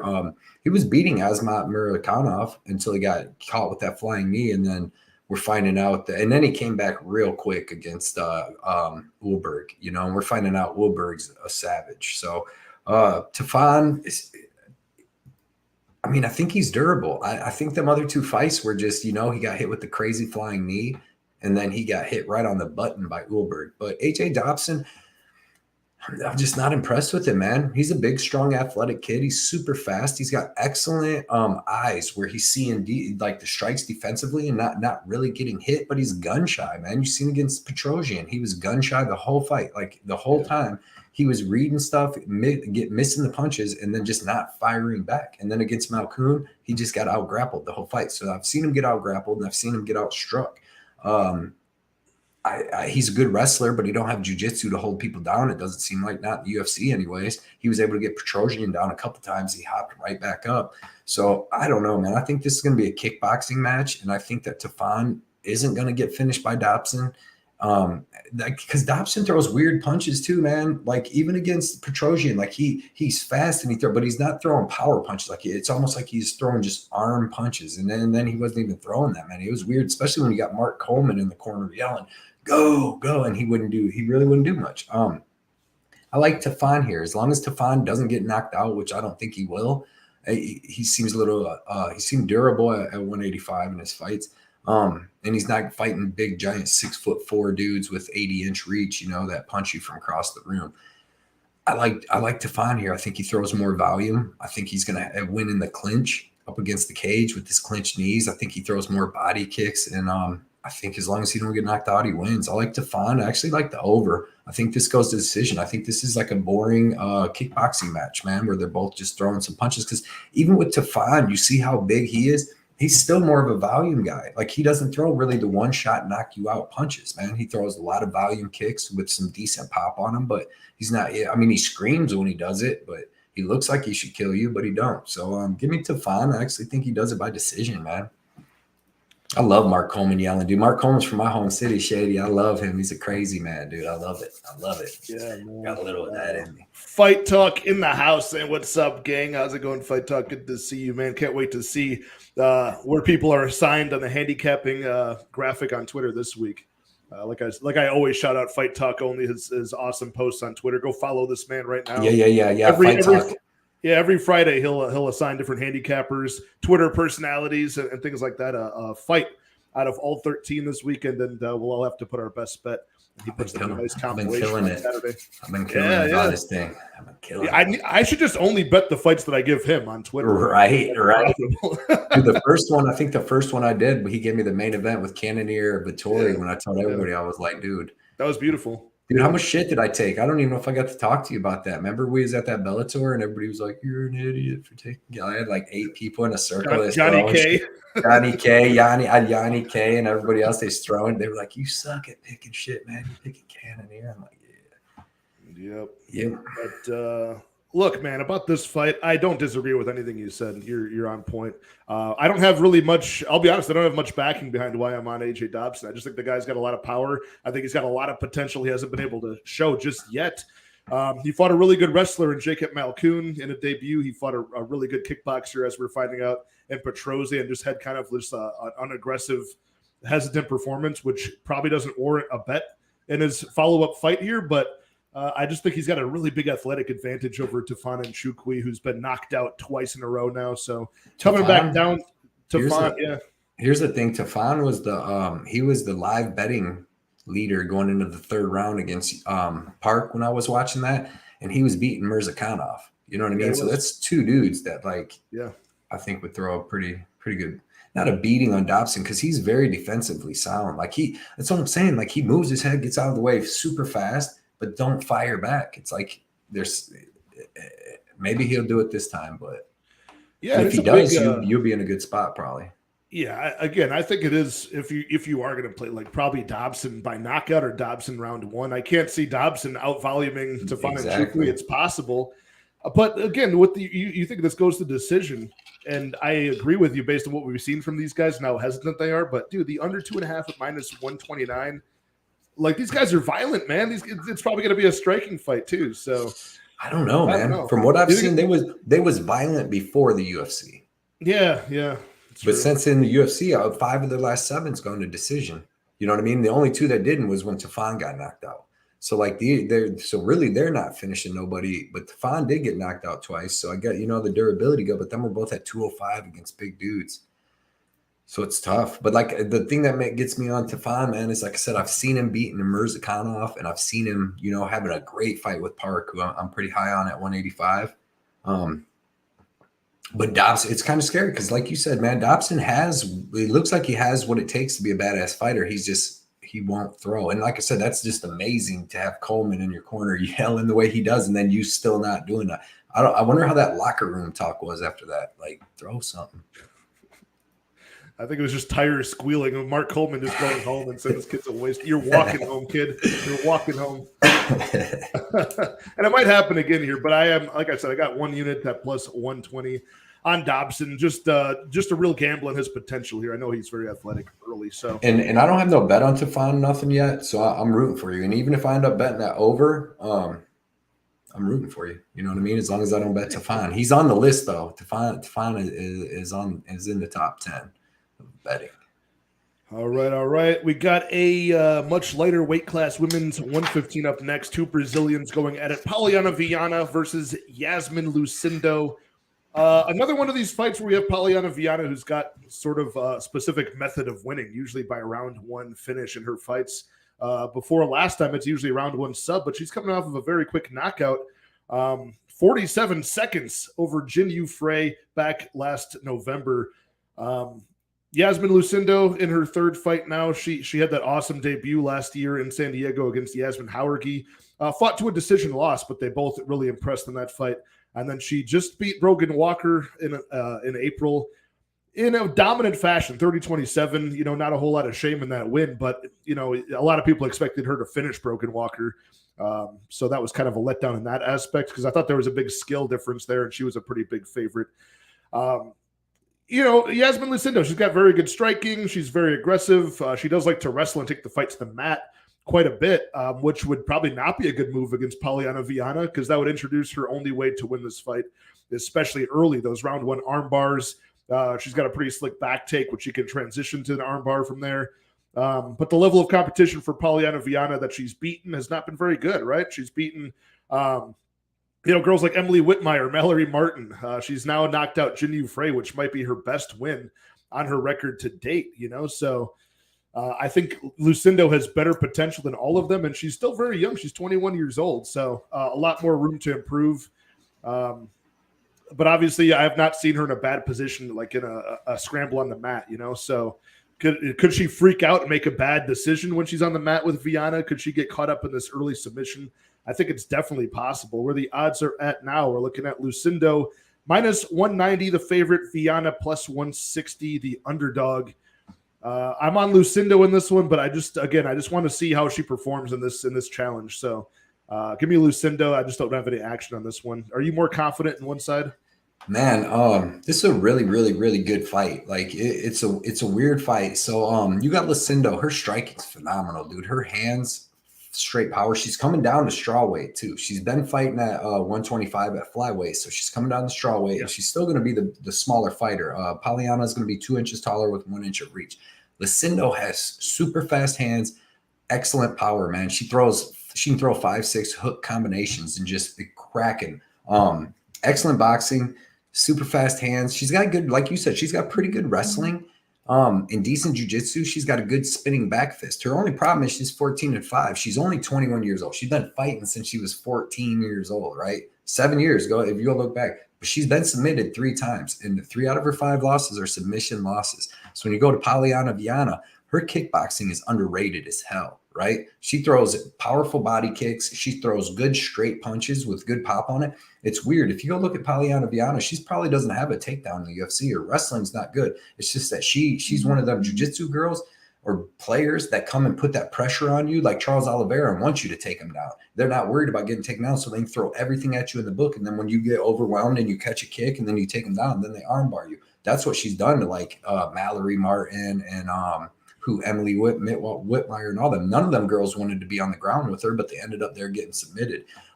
She had a really good fight with Tabitha Ricci, but dude, Tabitha Ricci is going to be a top 5 girl. She's well-rounded. She had the wrestling advantage, and she's high-level black belt where she could survive there, right? So in this fight, man, it's going to be tough. I'm leaning Lucindo because I think she's gonna have to keep this fight standing. If she goes to the ground with Poliana Viana, I think she's gonna get submitted, man. I don't think she will though. I think she's smart enough. When she fought Brogan Walker, I think she went down with Walker to the ground maybe once or twice a little later when she was on top. But Brogan tried to take her down a couple times. She showed pretty good takedown defense. I think she's got good enough takedown defense to keep this fight standing. And I think her striking is gonna be, a little step above Poliana. Even though Poliana's got that good straight punching, she's stiff. She doesn't move. She's not moving around. She literally stands straight up and just throws crazy punches and kick combos at you. And I think Lucindo is going to be able to piece her up, dude. Like kind of, hit her with a big shot stand. And it sucks because Viana is one of my favorite. She's like my favorite female fighter. She's awesome. She's amazing. So, but yeah, man, I'm going to take Lucindo. And I don't even know how this goes, man, because I don't know if Lucindo knocks her out. Like she couldn't finish Brogan Walker. You know what I mean? And then I don't think she if she goes to the ground, she's getting finished. So I don't know, man. I'm taking Lucindo, but dude, it's going to be a little worrisome if it ever hits the mat. So you're betting on a 21-year-old girl. She's got to use complete fight IQ in this fight to never take it to the mat. Use it to stand up, and if she stays stand up, but then even in that weird stuff, Polyana could hit her with a body shot, a body kick, a punch, club and stuff. So I stay away from this fight. A lot of stuff that could happen. I don't even know what the over/under. You know what I mean? But I don't think Polyana can win a decision because anytime it's going to be on the ground, she'll be on the bottom. She wants to be on the bottom. She has a badass triangle armbar series that she sets up. It's like as good as Mackenzie Dern. So I don't know, man. I'm gonna say Lucindo wins it because her striking is just a little level above, but it's a risky fight, man. Because if this fight hits the ground, it's danger. Floor is lava for Lasman Lucindo in this one. You're on mute. Thank you. I was on a different tab. I'm usually flipping through the sports books here. My bad. Yeah. You talk about the over-unders in this fight. The over 2.5 is at -180. The under 2.5 plus 150. So that would cover the Lucinda getting subbed in round 1. But Viana's never been finished except for that time against Veronica Macedo a while back. Yeah. Polyana's finished for a female fighter, strawweight, finished all 13 of her wins too, which is, pretty crazy for a female fighter. She's knocked out Amanda Hebos. 12 of them in 12 of 13 in round 1. It's like Terrence McKinney. She knocked out Amanda Hebos back in the day in round 1 too. Yeah, in jungle fight. Yeah, she's got way more experience in the UFC. She's fought a ton of times. She's fighting a 21-year-old. You know what I mean? It's a scary fight. Yeah. You're. I think the sports books see it too because usually they get real excited about a girl like Yasmin Lucindo, right? Like she's only a -190 favorite. Like I've seen spots where like the sports books get super. I bet if that Brogan Walker fight didn't happen and she's coming straight out of that Yasmin Howergy fight, I bet she's a much bigger favorite here. We're gonna see how she looks at 115. I mean, I'm sure she'll look good, but like I said, it's weird these girls drop down and then still be the smaller girl. Right. But it's Polyana's, a classic. She's gonna need some head movement standing up because dude, Lucindo throws bombs, man. I think she's finished out of her 14 wins, she's finished 10 or something like that, something crazy like that. So these girls 10 of 14. 10 of 14. So they finished 27 or they've finished 23 of 27 wins. And you said the under is plus money. The under is plus 150. Money? Plus 150 for the under 2.5. That's a good bet, I think, man, because both these girls are kind of finish dependent. I think if it stays standing, Lucindo is going to finish Polyana. She hits hard, dude. Like, and Polyana could club and sub her because she hits hard. She throws straight punches right down the pipe, and she's got, decent reach, decent size here. She throws head kicks. She throws body. You seen what she did to Jinyu Frey, but dude, Lucindo is so durable. You've seen against Howergy, man, that the punches she was taking against Howergy was crazy. So tough fight. Yeah, this is one of those spots where now, as we're looking at, like, it's just a hard card to bet with a lot of different selections. Like I found some spots I like, but if we start looking at the under 2.5 in a Viana Lucindo fight, it's like, man, really scraping the bottom of the barrel here. But I think we found a lot of spots where by the numbers that would hit. But yeah, what if Lucindo just plays a smarter fight like a Tabitha Ricci and just stays away from that grappling scene? Well, see, that's what's even weird. If you watch the Ricci fight, which she's got good striking, like she had to take down Polyana like in every round because Polyana puts that weird pressure on you, dude. She puts that weird striking pressure where like unless it's weird. Like, dude, you know how much I picked Polyana versus Jinyu Frey, and I said that I thought she was going to club and sub her or just use that pressure like she does. Dude, I got so much flack for that on my YouTube channel. Everybody was like, she don't have no striking, all this. I'm like, dude, go watch Polyana striking. It's not bad at all. So this will be a good fight, man. We'll see. We'll really know what's up with Lucindo after this. Yeah, I got to be on Lucindo. It's just always hard to bet on somebody who's never once won a decision at the women's 115. Like, that's just hard to get behind. She's a classic moment winner, but very experienced, very good potential to win the fight, especially early. So give me Lucindo here, staying off of the bet. But we did make a case, almost talked ourselves into the under at plus money here. So that might be. Yeah, man. I mean, 23 of 27 wins for these girls are finishes. But like Pollyanna, like you said, only been finished one time. She's usually durable and tough. I couldn't even believe it when she got submitted by Veronica Hardy in that. It was just like and I think she might have actually took Hardy down. So that might have been the only takedown I've ever seen her get. Yeah, possibly. That was that weird. That was that knee bar, wasn't it? No, it was the arm bar. Yeah, yep. From guard, dude. Them girls, man. Arm bar from guard is just there. They're so flexible. I'll let her get me with one. Oh, Pollyanna. What's up, Brooks? Say my man Patrick was 10 out of 11 last card doing the damn Killed thing. it. Thank you, Killed man. it. Killed it, man. Thank you. Killed it. Better Came than, on here better than Baja Monday, so I'd tell you that. Yeah, that fucker, dude. I was there live too. I was so sick because I won the first one with Azu. Then it went to that, and I had Bahamondes. I was so sure, dude. All the tape showed me, like, even when I'm sitting there watching, what's his name, Klein, he couldn't even out-wrestle Jai Herbert. And then, like, Bahamondes' takedown defense looked so good against, like, Roosevelt Roberts, who ain't the greatest wrestler, but neither is Jai Herbert. So I was like, man, thought I had to read, baby. It's all right, man. We can plow right onto a fight that looks a lot easier than maybe it will potentially be. We got a 205-pound light heavyweight bout between Khalil Rountree and Chris Daukaus. Why is this more complicated than it is, right? Like, we got Khalil Rountree, who's a very slick Muay Thai striker, dangerous in the pocket, dangerous at range, leg kicks, good switch stance fighter, mixes in knees and elbows in his combinations. And Chris Daukaus has been knocked out 3 times in all of his last 3 fights. So Derek Lewis, Curtis Blades, Jairzinho Rosenstrike super fast as well. Now he makes his light heavyweight debut, Chris Daukaus. And why is this going to be any different? Khalil Rountree seems to have knockout power like a heavyweight. It's just sometimes he falls flat.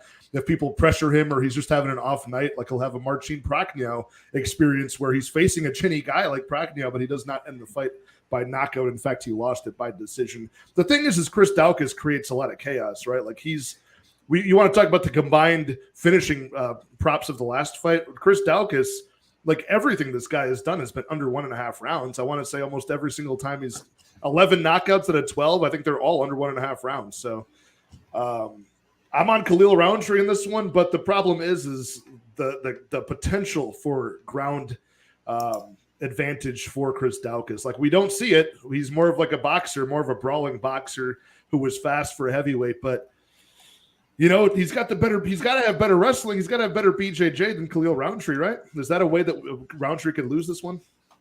Yeah, Rountree is terrible ground game. Daukaus is a black belt in BJJ, and he's going to be the bigger dude. Khalil Rountree, phenomenal Muay Thai, powerful leg kicks, good boxing, throws him oblique kicks and stuff to the knee. Pretty tough, pretty durable.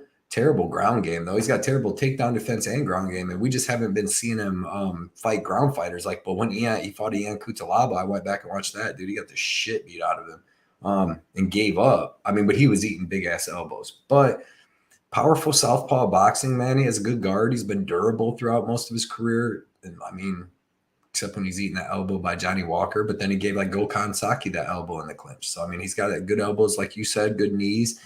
Everything he throws is meant to hurt you. It's in the small cage, so I think that usually helps him in a lot of stuff. But man, he's so hit or miss. You know, what are you going to get from him? I'll be honestly, like, he should be 10-6. So people feeling so confident on Khalil Rountree, you shouldn't be, man. Chris Daukaus has excellent boxing, fast hands. I'm sure he's going to be fast at 205. He's got a good clinch up against cage. In the UFC, we've seen him do a lot of just straight up boxing. I don't know why. I think because he knew he had a speed advantage with a lot of the fighters in the UFC. But he's got some clinch time, cage control, and a lot of stuff outside of the UFC. I don't know, man. This is a tough fight for me to call. I like the under. What's the under 2.5 in them on this? Do you know? The over-under is set at 1.5, and I actually took the under 1.5 at minus 170. So it's a little bit steep. But when you look at the numbers, I mean, it shouldn't. Like I said, Chris Daukaus usually dictates the pace of his fights, whether by win or loss. So that's the over 2.5. The under 2.5 is going to be super juiced, but right. The under 1.5 at minus 170 to minus 180 right now. Yeah. So then, like, Let's see. But that fails if we get the Rountree that sucks, right? That fails if like he doesn't do anything. Right. And then, I mean, well, plus we got to factor in the fact that, like, who is Chris Daukaus getting knocked out by? He's getting knocked out by giant dudes. You know what I mean? Derek Lewis, Jaron Zeno Rosenstruck, and Curtis Blades. They're all knocking out Khalil Rountree in the first round, too. You know what I mean? Yeah. They're all putting a hurting on Rountree. So I don't know. But then along those lines, what's Khalil Rountree doing to the guys that Chris Daukaus has beaten? I know Linnick, who's like 50 years old. Shamil Abdurakhimov. Parker Porter, though. Parker Porter. Shamil would probably get him. Look, he went 2 hard rounds with Jailton Almeida.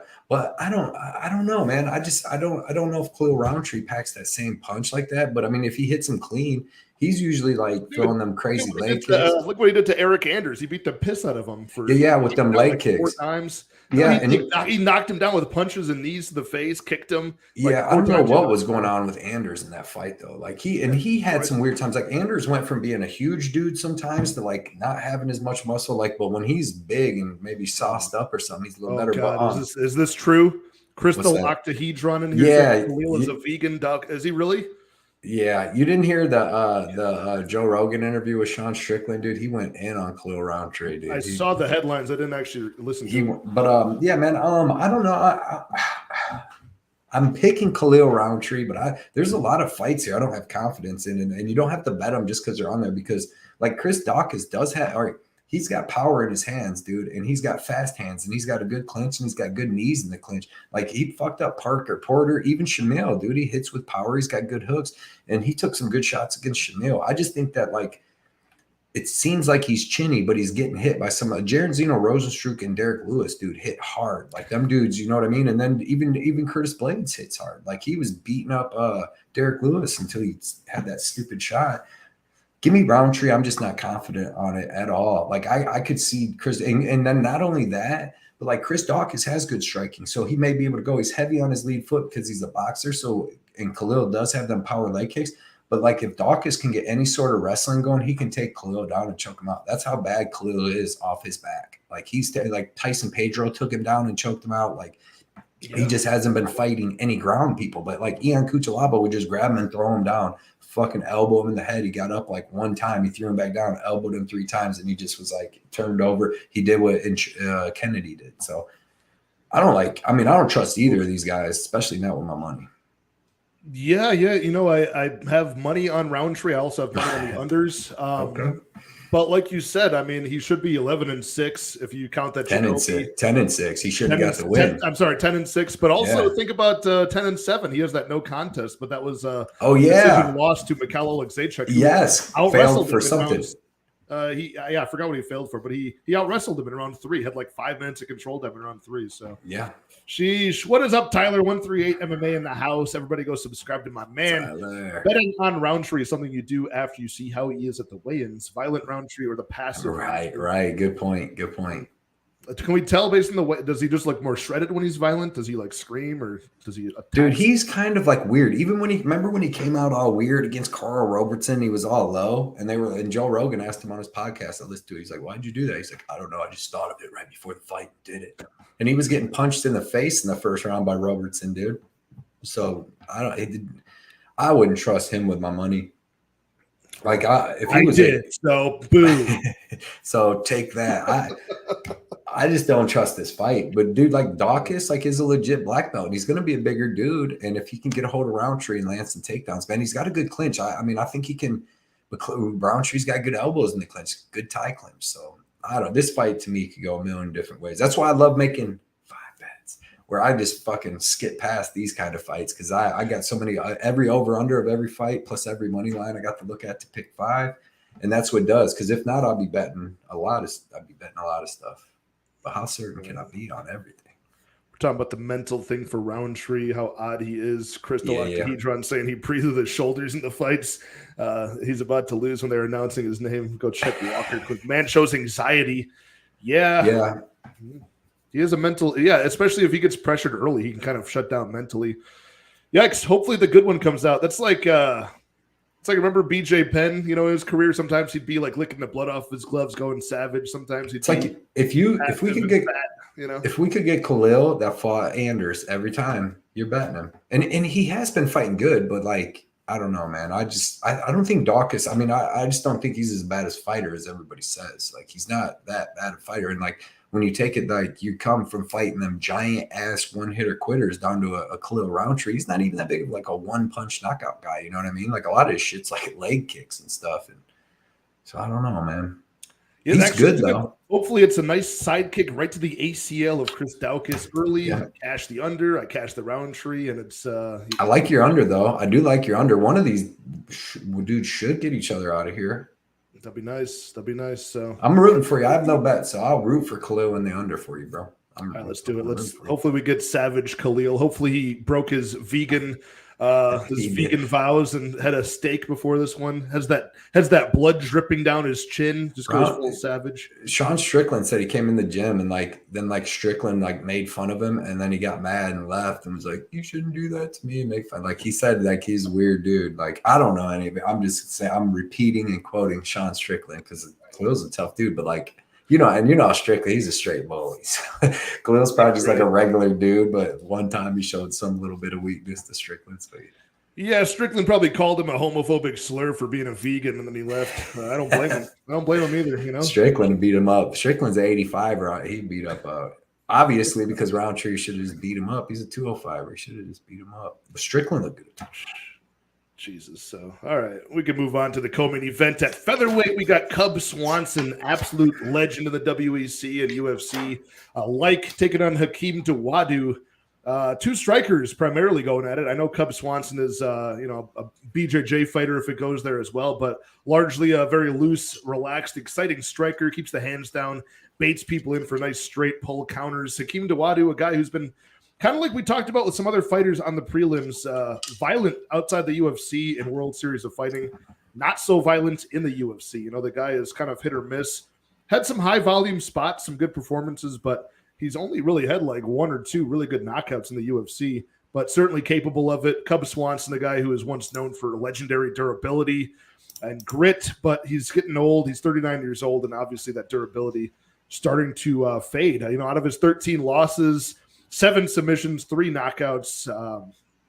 Could Hakeem Dawodu be the guy to put the nail in the coffin of Swanson's career? I mean, Swanson's one of these guys probably looking to go out on a win, end his career on a high note, and any of these fights could be planned to be his last, in my opinion. So even his last few performances and wins, he's been beaten like other guys that have a lot of fight miles. Daniel Pineda, Darren Elkins. So against a guy who's still in his prime, like Hakeem Dawodu, 32 years old, dangerous.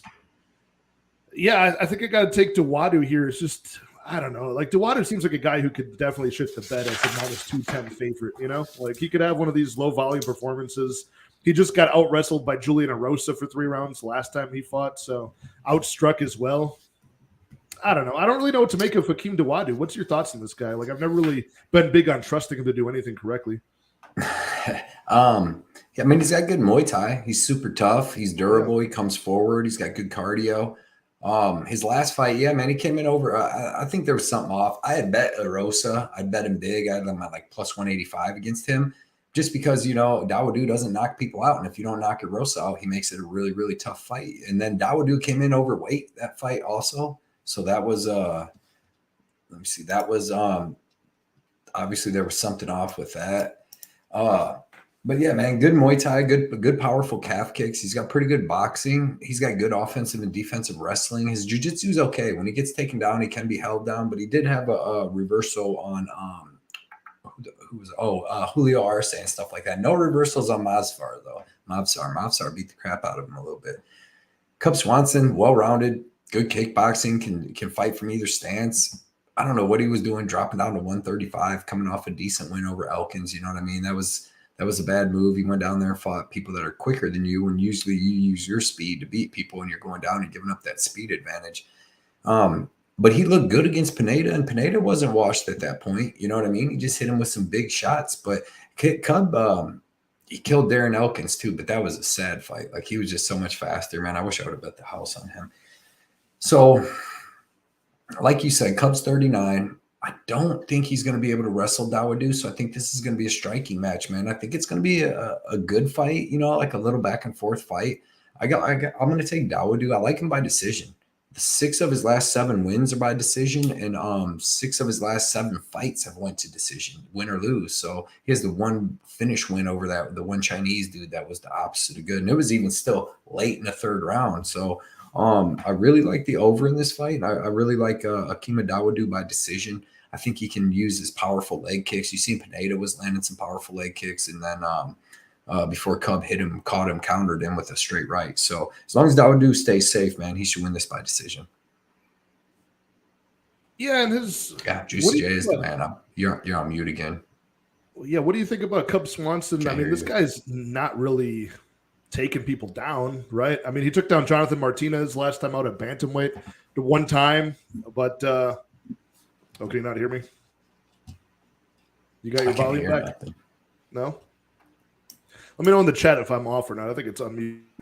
Maybe Cody's having issues, but yeah, I don't know, man. The only way I could see Dawodu losing this fight is getting knocked out potentially in a striking battle. That is plus 700 for Cub Swanson by knockout on BetOnline. So potentially that's a look here in a striking affair where Swanson still has power and grit, but just his age. Like I said, every fight could potentially be his last, so I'm not really looking to back him here. I wish the money line was a bit closer. Just Hakeem Dawodu sometimes falls flat in these performances, but thanks, bro. Thanks for the feedback here. I'm not just talking to myself, but Cody. I like seeing Cody look puzzled for whatever reason. It's just real fun, especially whenever he's having technical difficulties. It just let's see if I can kick him out. Can I kick you out? Like I can hear you on my phone, but I can't hear you on here. Can you guys hear me? I can hear you just fine now. Hold on. We'll see if we can add him back in. Yeah, let me see something. What about this now? Anything? No? Just leave the StreamYard and rejoin. You're on mute now for yourself. It says you're on mute. Your icon says muted from my end. He's getting closer to the camera. Dude, just back out of the chat and see if you can come back in entirely. Either way, we'll plow through this one, man. We got but Cody likes the overs in this fight. I don't really mind that if Dawodu does have like a low output fight here. Maybe that is a look, but I don't know. I'm not feeling too good. I like Dawodu round 2, round 3 is just the simplest path to victory against an aged, Cub Swanson, a guy who, dude, Swanson had a long career before the UFC even acquired WEC back in the end of 2010. So since then, what has he been? He's been, I think, 13-9 in the UFC, largely getting submitted by guys. So probably not going to be a threat against Dawodu unless it's like some sort of club and sub situation. But dude, listen to the names of the losses from Swanson by sub: Moicano, Ortega, Holloway, Frankie Edgar, Ricardo Lamas, Dustin Poirier. I mean, the list goes on and on. You back in now? I don't know what's happening. All right. No, still no sound on my end from you. We can hear you just fine. Yeah, maybe we can just do this. We'll just be a little bit delayed through your phone. But either way, yeah. And you got any bets in this fight, Cody? You just got to unmute here, man. I can only hear you. I can hear you on my phone. Can you hear me? Yeah, hear you just fine. Okay. Well, I mean, I can talk. Yeah. Yeah. 1 second. Here. Yeah, just turn that down a bit if you want to listen to it through there. On the main event, right? Yeah. No, I was asking on this one. Oh, no, on the co-main event, Swanson Dawodu. So on this Cub Swanson fight in Dawodu, I don't have a bet, but I do like the over. I was looking at the over. So but no money line bet. But I like Dawodu by decision in the over. But I was thinking of betting the over. All right, man. I'm the same way. No bets in this fight. If I had to, I would probably do those finish props for Dawodu round 2, round 3. But we can move on to the main event. Excuse these technical difficulties. we'll get our thoughts out through this one rather quickly. At 170 between Vicente Luque and Rafael dos Anjos. I'll start first on this one. It's a fight that I'm probably going to avoid betting on. I'm very impressed by the skills of Vicente Luque. I'm not overly worried about all of the narrative behind his brain hemorrhaging from the past year. He's been cleared. I think these guys, in the UFC, I don't think many of them have healthy brains for that matter. So even though he's got a very specific type of contusion on his brain, if he's cleared to fight, not much I can really do handicapping wise. I'm not a doctor, so I don't want to really dig into that too much, but this is a classic spot where Luque is going to be the aggressor the whole time. He's got good cardio to last 5 rounds and keep on pressing forward. It's just his biggest weakness falls into the biggest strength of Rafael dos Anjos, which is that takedown offense. So if Rafael dos Anjos can just stay diligent on the feet, not get hit by anything major that would be fight ending from Luque, he can start digging for takedowns, wrestling on the cage, and probably racking up control time. And Rafael dos Anjos by decision is the simplest way I can break this fight down. It's just I know that I'm getting potentially not the best Rafael dos Anjos, right? This guy was a lightweight champion a few years back. He's obviously towards the twilight of his career. And even though I still think he can win this fight, and I like him by decision at plus 220, I'm probably not going to bet it because at 31 years old, I still might be getting the best Vicente Luque, who has a lot of skills, a lot of weapons on the feet, and it's not like his cardio is going to fall off. So I am picking Rafael dos Anjos. Oddly, it feels like I'm picking an underdog this week, but I think he's still the favorite here. We're looking at Rafael dos Anjos minus 115, Vicente Luque minus 105. So it's been evening up. Money's been coming in on Luque. I don't hate anybody taking plus money on that one, but yeah, I just think if this goes to the scorecards, I think Rafael dos Anjos could get this done. It's just more of a stylistic matchup that I think could play out in his favor here, even though he's older, a little bit smaller here at 170. And interestingly enough, he's been finished multiple times in his career, but they have not been at 170. They've been at 155. So maybe him not doing that extra weight cut in his old age can kind of aid in some durability there, but it's a dangerous fight I want to stay away from. I mean, the main takeaway is I think it's a good stylistic matchup for Anjos, but I know I'm not getting the best dos Anjos, but I might be getting the best Luque in his prime still. So, Cody, with all that being said, what is your play on this fight? I think I know which side you're on because I saw it on Twitter. What is your play on this fight? I think I know which side you're on because I saw it on Twitter. Yeah, man. This is going to be a good fight. I'm really looking forward to this. After all that, I mean, if you're going to pick a fight, you should pick, I think you should pick these close ones with 2 veterans where you know what you're getting rather than betting on, some 2 fights where it's who knows what the hell is going to happen with these 2 people. I think this could happen with these guys here, man.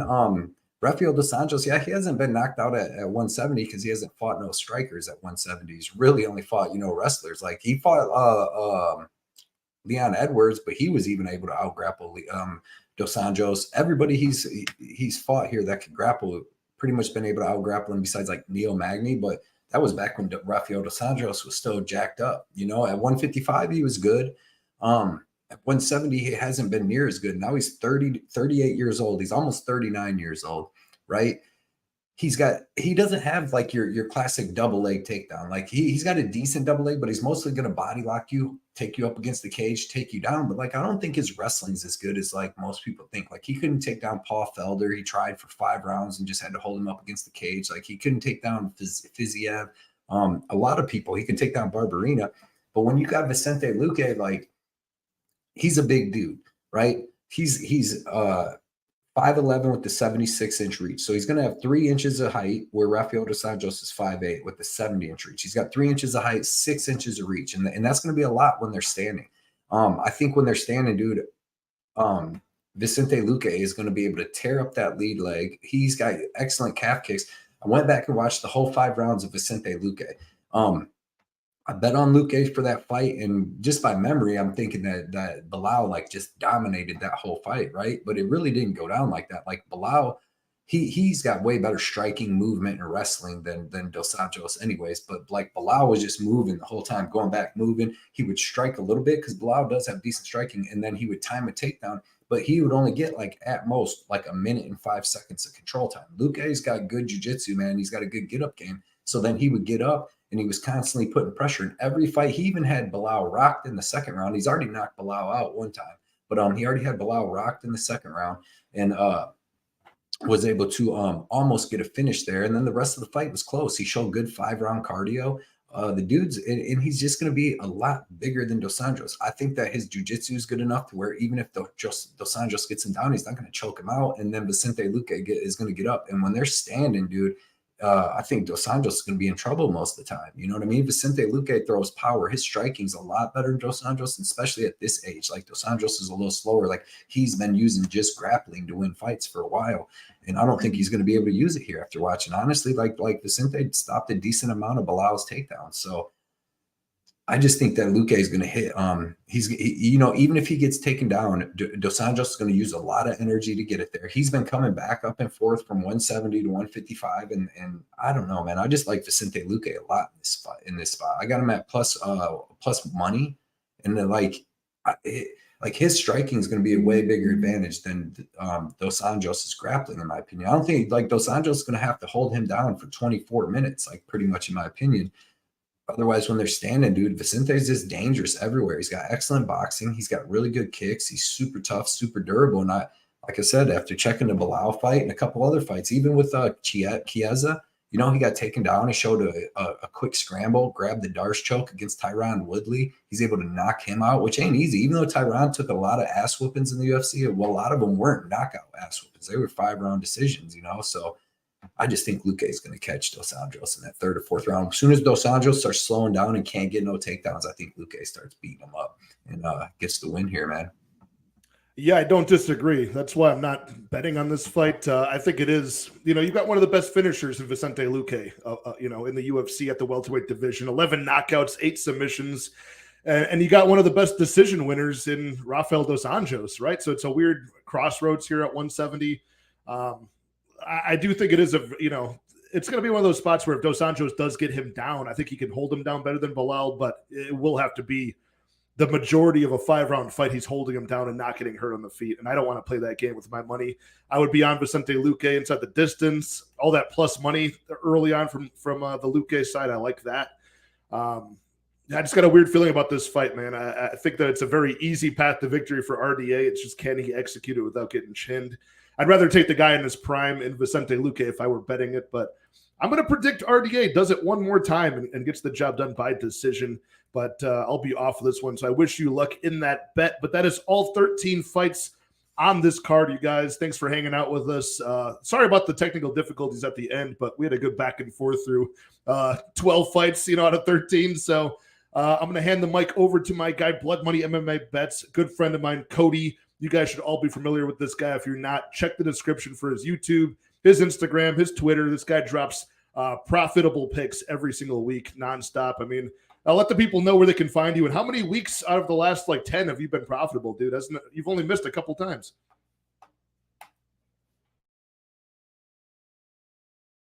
The last, like, 10 have you been profitable? Hey, man, thanks for gassing me up like that a little bit, Patrick.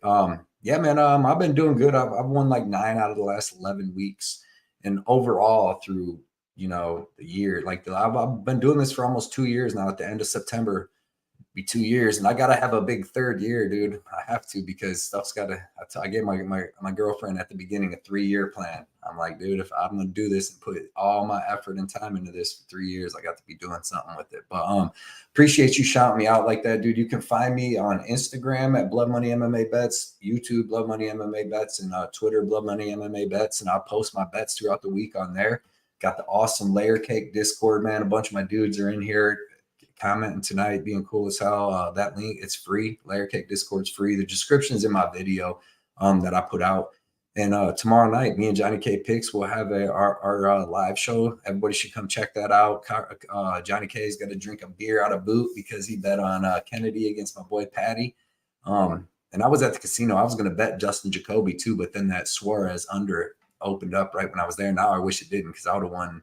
It was Jacoby at plus 145. I'd have 250. I'd have won like an extra 150. But it is what it is, man. I really appreciate you having me on the show, Patrick. I love doing coming on your show and breaking it down. I think this is the 3rd time, and I have a great time. You're one of my favorite people to break this stuff down with, man. You're super sharp, dude, and just appreciate having you on here, man. Having me. Yeah, absolutely. Along with all the social media stuff, his Patreon is also in the description. So I cannot recommend that enough. You get all of his plays early. You see his free tickets he drops after the fact on Twitter and stuff, which is great enough just to follow him for those free bets. But he beats a lot of line movement, and I'm sure all of his Patreon members are satisfied and making money week after week. Look at what did he say? 9 out of the last 11 weeks profitable. That's some crazy consistency. And I'm I'm always in awe of how precise you hit those bets, just like 5 or 6 a week. And you just like a sniper, you're hitting big bets every time, getting good results. So thank you to everybody in the chat. Good luck on all of your bets this weekend. And I will talk to you guys very soon. I'll have my best bets and props dropped in the next day or two. And I'll be back at it next week. Like I said, another busy week. I'll be out of town over the weekend. So I'll probably be having my live stream on Thursday next week, actually Thursday night. So that might be the first time I'll be talking about the fights for the pay-per-view next week, but I got a solid guest lined up for that one, and I can't wait to break it down with him. So I'll check you guys out later, and have a good night. Cheers.